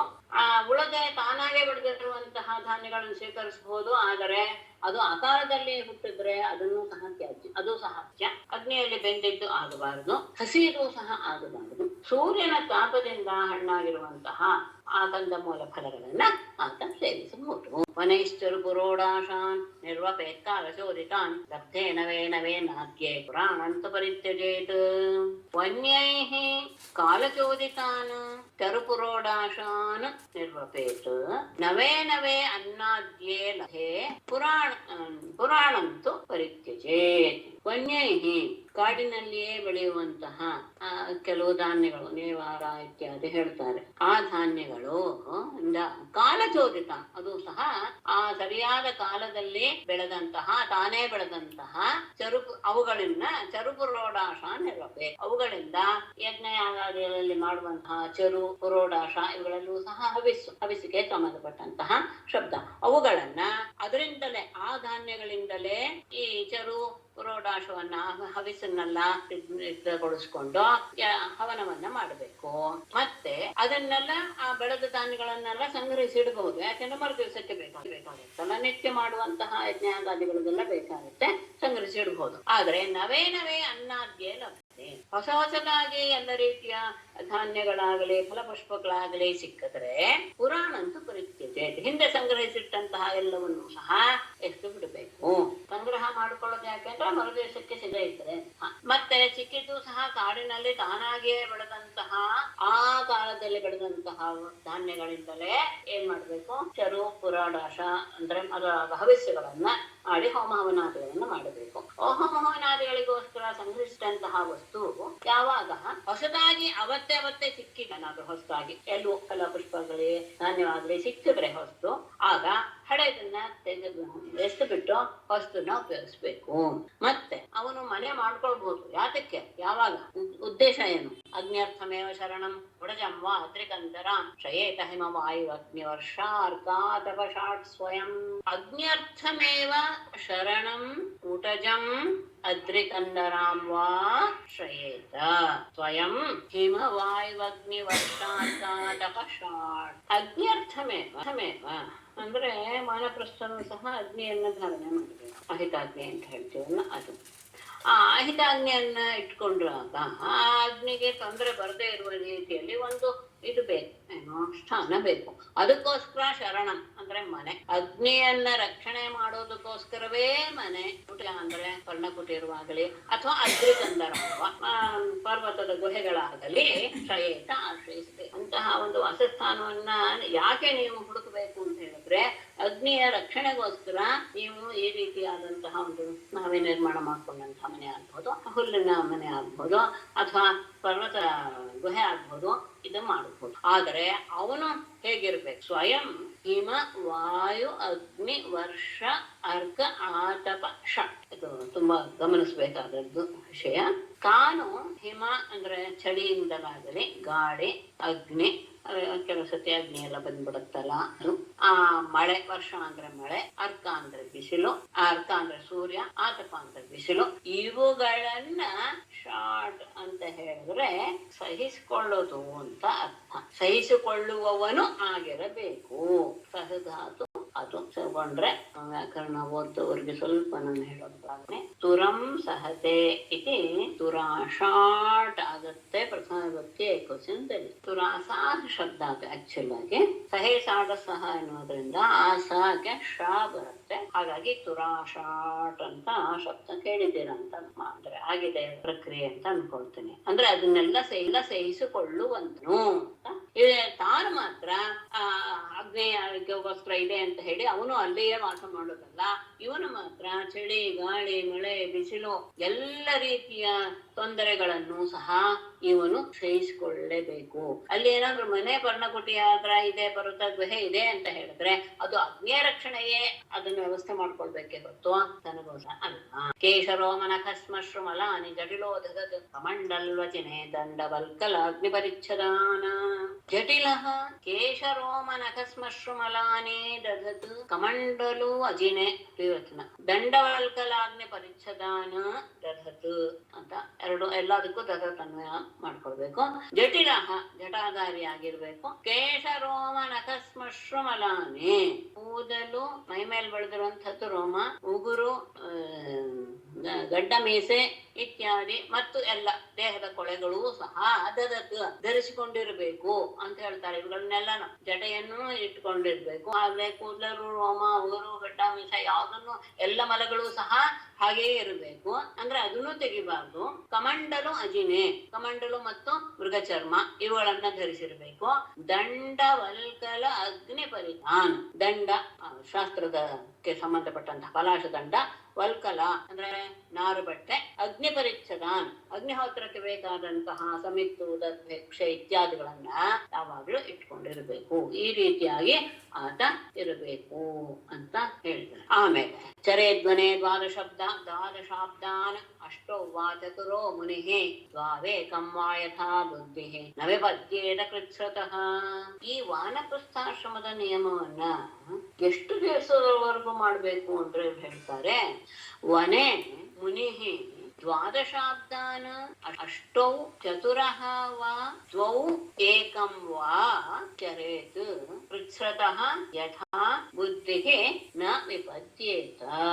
ಅದನ್ನು ಹೇಳ್ತಾರೆ. ಕೊನೆ ಕಾಡಿನಲ್ಲಿ ಮುನಿಯಾನು ದ್ವಾದಶಾಬ್ದಾನ್ 12 ವರ್ಷಗಳವರೆಗೆ ಆಗ್ಲಿಲ್ಲ ಅಂದ್ರೆ ಅಷ್ಟವು 8 ವರ್ಷಗಳವರೆಗೆ, ಚತುರಹವ ಅಥವಾ 4 ವರ್ಷಗಳವರೆಗಾಗ್ಲಿ, ಅಥವಾ ದ್ವೌ ಏಕಂಬ 2 ವರ್ಷ ಅಥವಾ 1 ವರ್ಷದವರೆಗಾಗ್ಲಿ ಚರೇತ್ ಈ ನಿಯಮವನ್ನ ಮಾಡ್ತಾ ಆಚರಿಸಬೇಕು. 12 ಅಂದ್ರೆ ಗರಿಷ್ಠ 12, 8, 4, 2 ಅಥವಾ 1 ವರ್ಷದವರೆಗಾದ್ರೂ ಮಾಡಬಹುದು. ಆದ್ರೆ ಇನ್ನೊಂದು ಹೇಳ್ತಾರೆ, ಒಂದು ವೇಳೆ ಈ ರೀತಿಯಾದಂತಹ ನಿಯಮ ಮಾಡ್ತಾ ಮಾಡ್ತಾ ಮಾಡ್ತಾ ಆತನಿಗೆ ಇದು ಮತಿಭ್ರಷ್ಟವಾಗುವಂತಹ ಸಂದರ್ಭ ಬಂದು ಬಿಟ್ರೆ ಅದನ್ನ ಬಿಟ್ಟು ಬಿಡು. ಕೃಚ್ಛ್ರತಃ ಅಂದ್ರೆ ಈ ತಪಸ್ಸಿನ ದುಃಖಗಳನ್ನೆಲ್ಲ ಸಹಿಸಿಕೊಳ್ಳೋದ್ರಿಂದ ಯಥಾ ಬುದ್ಧಿ ನ ವಿಪದ್ಯೇತ, ಬುದ್ಧಿಯು ಕೆಟ್ಟು ಹೋಗದೇ ಇರುವುದನ್ನ ಸ್ವಲ್ಪ ಮೊದಲು ಗಮನಿಸ್ಬೇಕು. ಬುದ್ಧಿಯ ಕೆಟ್ಟು ಹೋದ್ರೆ ಮುಂದೆ ಏನ್ ಮಾಡೋದಕ್ಕೂ ಆತ ಸಮರ್ಥನಾಗಿ ಬಿಡ್ತಾನೆ. ಹಾಗಾಗಿ ಆ ಕಷ್ಟನ ಸಹಿಸಿಕೊಳ್ಳುವಂತಹ ಸಾಮರ್ಥ್ಯ ಇರೋರು ಮಾತ್ರ ಹೀಗೆ ಮಾಡ್ಕೊಂಡು ಬರ್ಬೋದೇ ಹೊತ್ತು, ಯಾವಾಗ ಈ ಕಷ್ಟವನ್ನು ಸಹಿಸ್ಕೊಳಕ್ ಆಗ್ತಾ ಇಲ್ಲ, ತನಗೆ ಬುದ್ಧಿ ಕೆಟ್ಟು ಹೋಗುವಂತ ಸಂದರ್ಭ ಬರ್ತಾ ಇದೆ ಅಂದ್ರೆ ಅವನ್ನ ಆಶ್ರಯಿಸಬಾರ್ದು. ಯದಾ ಕಲ್ಪ ಸ್ವಕ್ರಿಯಾಯಾಂ ವ್ಯಾಧಿರ್ಜರಯ ಅಥವಾ ಅನ್ವೇಕ್ಷಿಕ್ಯಾಂ ವಾ ಧ್ಯಾಯಾಂ ಕುರ್ಯಾತ್ ಅನಶನಾದಿಕಂ. ಯದಾ ವ್ಯಾಧಿಭಿಃ ಅಥವಾ ಚರಯ ಸ್ವಕ್ರಿಯಾಯಾಂ ಅಕಲ್ಪಃ ಅನ್ವೇಕ್ಷಿಕ್ಯಾಂ ವಿದ್ಯಾಯಾಂ ವಾ ಅಕಲ್ಪಃ ಹಾಕ್ತೋಳೆ. ಸ್ವಕ್ರಿಯಾಯಾಂ ಅನ್ವೇಕ್ಷಿಕ್ಯಾಂ ವಿದ್ಯಾಯಾಂ ವಾ ಅಕಲ್ಪಃ ಅನಶನಾದಿಕಂ ಕುರ್ಯಾತ್.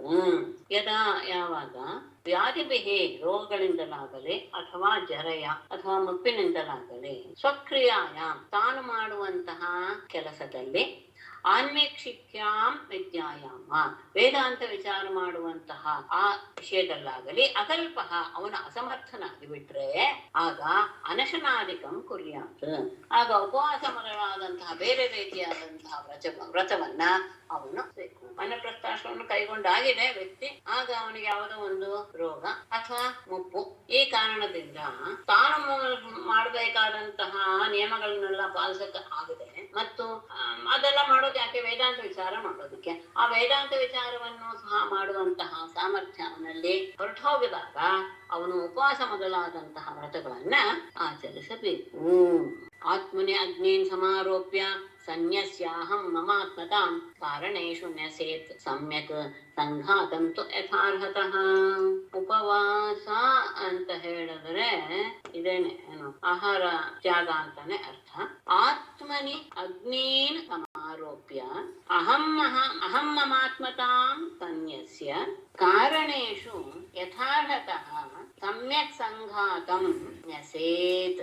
ಆತ್ಮನೇ ತನ್ನಲ್ಲಿಯೇ ಅಗ್ನೇನ್ ಸಮಾರೋಪ್ಯ, ಯಾಕೆಂದ್ರೆ ಅಗ್ನಿಕಾರ್ಯ ಎಲ್ಲ ಮಾಡ್ಬೇಕಲ್ಲ, ಅದು ಹೇಳಿದ್ರಲ್ಲ, ಅದಕ್ಕೋಸ್ಕರ ಮನೆಯನ್ನೆಲ್ಲ ಮಾಡ್ಕೊಂಡು ಹಾಗೆ ಆಗ್ಲಿಲ್ಲ ಕ್ರಿಯೆ ಮಾಡಕ್ ಆಗ್ಲಿಲ್ಲ ಅಂತ ಹೇಳಿದ್ರೆ ಅಂದ್ರೆ ಉಪವಾಸ ವೃತ್ತಾದಿಗಳನ್ನೆಲ್ಲ ಮಾಡೋಕೆ ಮೊದಲು ಈ ರೀತಿಯಾದ ನಿಯಮವನ್ನು ಮಾಡ್ಕೊಳ್ತಾರೆ. ಆ ಎಲ್ಲ ಅಗ್ನಿಗಳನ್ನು ಸಹ ತನ್ನಲ್ಲಿಯೇ ಲೀನಗೊಳಿಸಿಕೊಂಡು ಅಹಂ ಮಮ ಆತ್ಮತಾಂ ನಾನು ನನ್ನದು ಎನ್ನುವಂತಹ ಎಲ್ಲ ಭಾವವನ್ನು ಸನ್ಯಸ್ಯ ಬಿಟ್ಟು ಕಾರಣೇಶು ಅಂದ್ರೆ ತಗೊಂಡ್ ಬಂದ್ವಲ್ಲ ಅಹಂಕಾರ, ಮಹತ್ತತ್ವ, ಅಹಂಕಾರ ಇತ್ಯಾದಿ ಯಾವುದ್ಯಾವುದರಿಂದ ಹುಟ್ಟಿದೆಯೋ ಆ ಕಾರಣಗಳಲ್ಲಿ ಕಾರಣಭೂತವಾದಂತಹ ತತ್ವಗಳು ಪೃಥ್ವಿಯನ್ನ ಅಗ್ನಿಯಲ್ಲಿ ಸೇರಿಸೋದು, ಅಪ್ಪನ್ನ ಅಗ್ನಿಯಲ್ಲಿ ಸೇರಿಸೋದು, ಈ ರೀತಿಯಾದಂತಹ ಮಾಡಿ ಯಥಾರ್ಹತಃ ಅಂದ್ರೆ ಯಾವ ಕ್ರಮವನ್ನ ಹೇಳಿದಾರೋ ಆ ಕ್ರಮದಲ್ಲಿ ಸಮ್ಯಕ್ ಸಂಘಾತಂ ಆ ಸಮೂಹವಾದಂತಹ ಈ ಶರೀರ ಎಲ್ಲವೂ ಸಹ ಪಂಚಭೂತಗಳ ಸಂಘಾತ, ಅವುಗಳನ್ನ ಅದರಲ್ಲಿ ನ್ಯಸೇತ್ ಏನು ಬಳಸ ಅಂದ್ರೆ ಒಂದ್ಸತಿ ಇದಕ್ಕೆ ಹೋಗಿ ಮೊನ್ನೆ ಸ್ಕಂದದಲ್ಲಿ ಯುಧಿಷ್ಠಿರ ಹೇಗೆ ಪ್ರಾಣ ಬಿಟ್ಟ ಅಂತ ಬಂತಲ್ಲ, ಸುಮಾರು ಪೃಥ್ವಿಯ ಬಗ್ಗೆಯೂ ಅದನ್ನು ನೋಡಿದ್ದೀವಿ. ಆ ರೀತಿಯಾಗಿ ಕ್ರಮಕ್ರಮವಾಗಿ ಅಂದ್ರೆ ವಾಯುವನ್ನ ಬಿಗಿ ಹಿಡಿದು ಅದನ್ನ ಮೇಲ್ಮುಖವಾಗಿ ತೆಗೆದುಕೊಂಡು ಹೋಗಿ ಆ ಪೃಥ್ವಿಯನ್ನ ಜಲತತ್ವವನ್ನ ಅಗ್ನಿಯಲ್ಲಿ ಈ ರೀತಿಯಾಗಿ ಕ್ರಮವಾಗಿ ಒಂದರೊಳಗೆ ಸೇರಿಸ್ಕೊಳ್ತಾ ಅದನ್ನ ಲೀನಗೊಳಿಸಿಕೊಂಡು ಬಿಡಬೇಕು. ಖೇಖಾನಿ ವಾಯೋ ನಿಶ್ವಾಸ ತೇಜಸ್ಯೂಷ್ಮಾಣಮಾತ್ಮವಾನ್ ಅಪ್ಸೃಕ್ ಶ್ಲೇಷ್ಮ ಪೂಯಾನಿ ಶಿತೋ ಶೇಷಂ ಯಥೋದ್ಭವಂ. ಯಾವುದರಲ್ಲಿ ಲೀನಗೊಳಿಸಬೇಕು?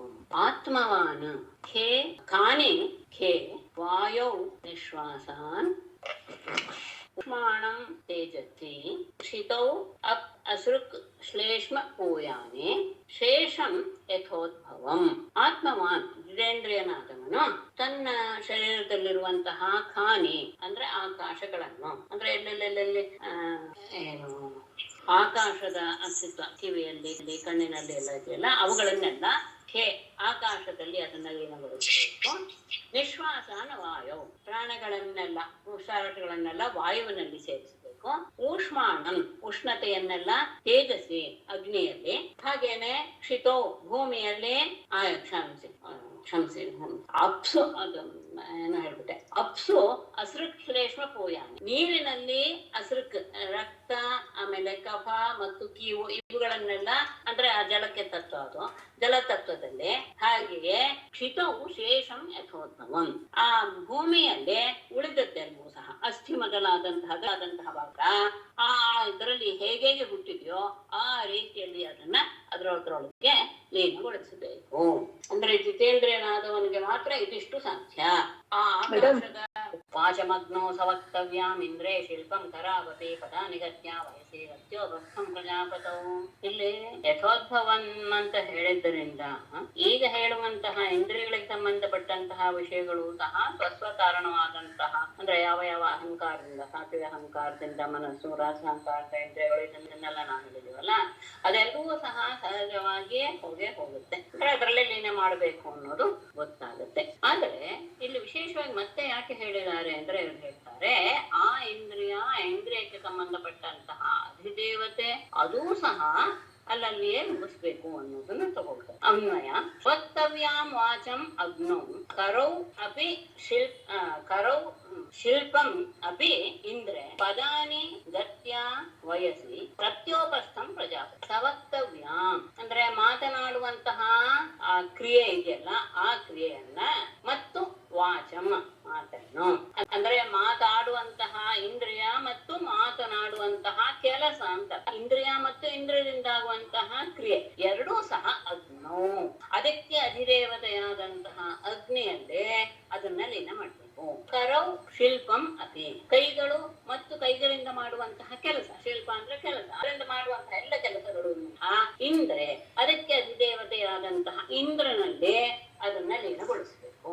ಜ್ಞಾಪಕದಲ್ಲಿ ಕೇವಲ ಇಂದ್ರಿಯಗಳು ಮಾತ್ರ ಅಲ್ಲ, ಇಂದ್ರಿಯದಿಂದ ಮಾಡುವಂತಹ ಕ್ರಿಯೆಗಳು ಸಹ ಅದಕ್ಕೆ ಸಂಬಂಧಪಟ್ಟಂತಹ ಅಧಿಷ್ಠಾಪುರ ದೇವತೆಗಳಲ್ಲಿ ಅದನ್ನ ಲೀನಗೊಳಿಸ. ಪದಾನಿ ಗತ್ಯ ವಯಸ್ಸಿ ಪಾದಗಳು ಅಂದ್ರೆ ಚರಣಗಳು, ಗತ್ಯ ಅಂದ್ರೆ ಪಾದಗಳ ಚಲನೆ, ಗತಿ ಅಂದ್ರೆ ಚಲನೆ, ಆ ಚಲನೆಯ ಜೊತೆಗೆ ವಯಸ್ಸಿ ಅಂದ್ರೆ ವಿಷ್ಣುವಿನಲ್ಲಿ ಅದನ್ನ ನಿರ್ವಹಿಸಬೇಕು. ಅಂದ್ರೆ ಯಾಕೆಂದ್ರೆ ಅದಕ್ಕೆ ಅಧಿಷ್ಠಾಪುರ ದೇವತೆ ವಿಷ್ಣು. ಅಂದ್ರೆ ಕಾಲು ಎನ್ನುವುದು ಮುಂದೆ ಹೋಗುವಂತದ್ದಾದ್ರಿಂದ ಅದು ಕಾಲಸ್ವರೂಪ ಯಾರು ಅಂದ್ರೆ ವಯಸ್ಸಿ ಅಂತ ಹೇಳಿದಾರಲ್ಲ ಅಂದ್ರೆ ಕಾಲಸ್ವರೂಪ ಅಂತ ಅರ್ಥ. ಕಾಲಸ್ವರೂಪ ಯಾರು? ಪರಮಾತ್ಮನೇ. ಆದ್ದರಿಂದ ವಿಷ್ಣುವಿನಲ್ಲಿ ಅದನ್ನ ಲೀನಗೊಳಿಸಬೇಕು.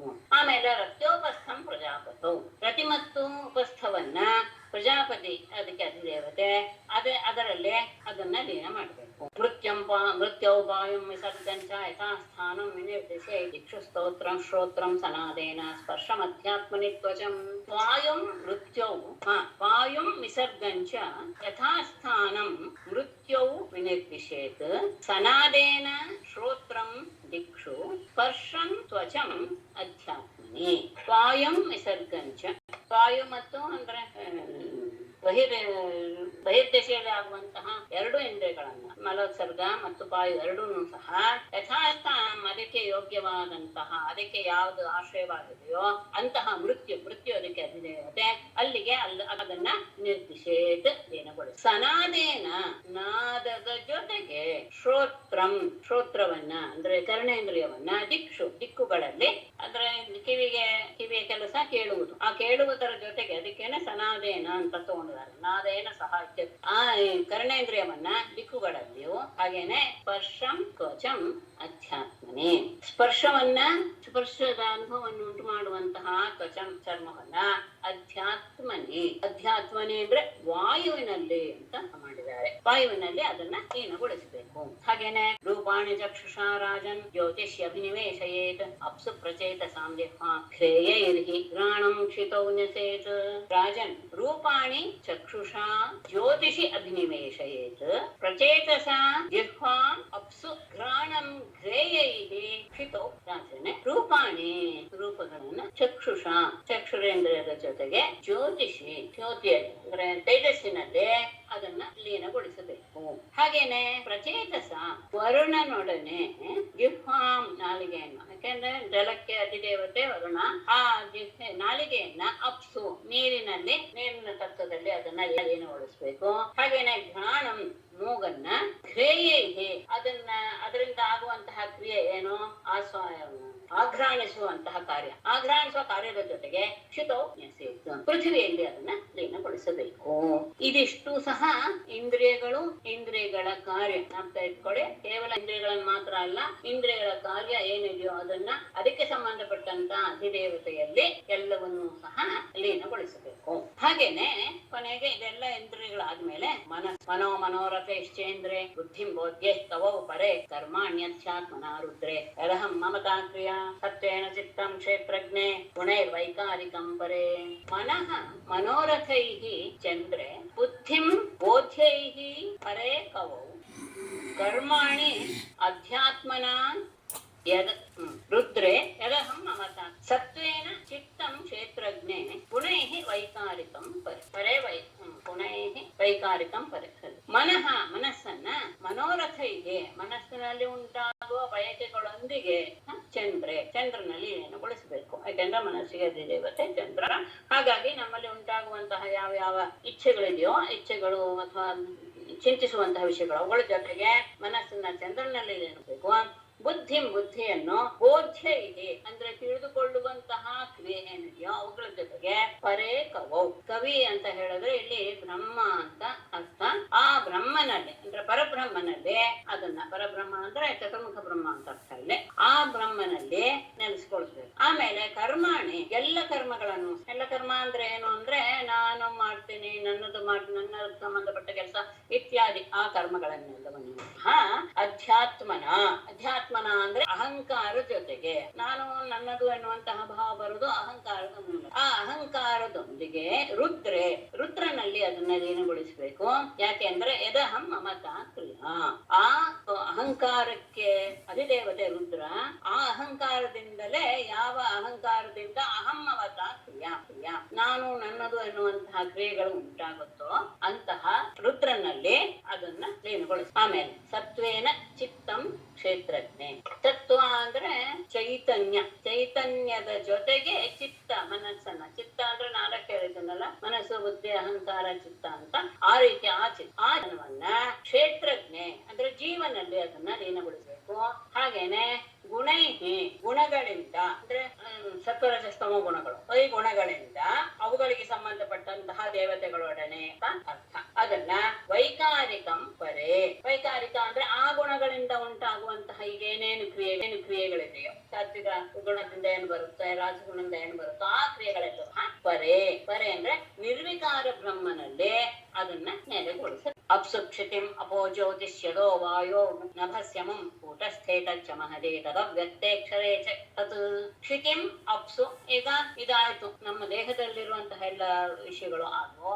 ಆಮೇಲೆ ಈ ಹೊರಗಡೆ ಇರುವಂತಹ ಪಂಚತಂತ್ರಗಳು ನಮ್ಮ ದೇಹದಲ್ಲಿ ಇದೆಯಲ್ಲ, ಪೃಥಕ್ ಆಗಿದೆಯಲ್ಲ, ಅದನ್ನ ಹೇಗೆ ಅಂತ ಕ್ಷಿತಿಂ ಅಪ್ಸು ಅಪಹ ಜ್ಯೋತಿಷಿ ಅಧಃ ವಾಯೌ ಅಮುಂ ನಭಸಿ ತತ್ ಕೂಟಸ್ಥೆ ಚ ಮಹತಿ ತತ್ ಅವ್ಯಕ್ತೆ ತತ್ ಚ ಅಕ್ಷರೇ.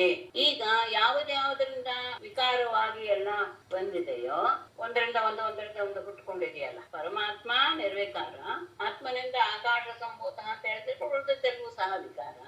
ಅದೇ ಹೇಗೆ ಇವರು ಹೇಳ್ತಾರೆ ವಿಕಾರವಾದದ್ದು ಇವುಗಳೆಲ್ಲವೂ ಸಹ ಪೃಥ್ವಿ ಅಪ್ಪು ತೇಜಸ್ಸು ಎಲ್ಲ, ಅದು ಹೇಗೆ ಅವಿಕಾರದಲ್ಲಿ ಲೀನವಾಗುತ್ತೆ?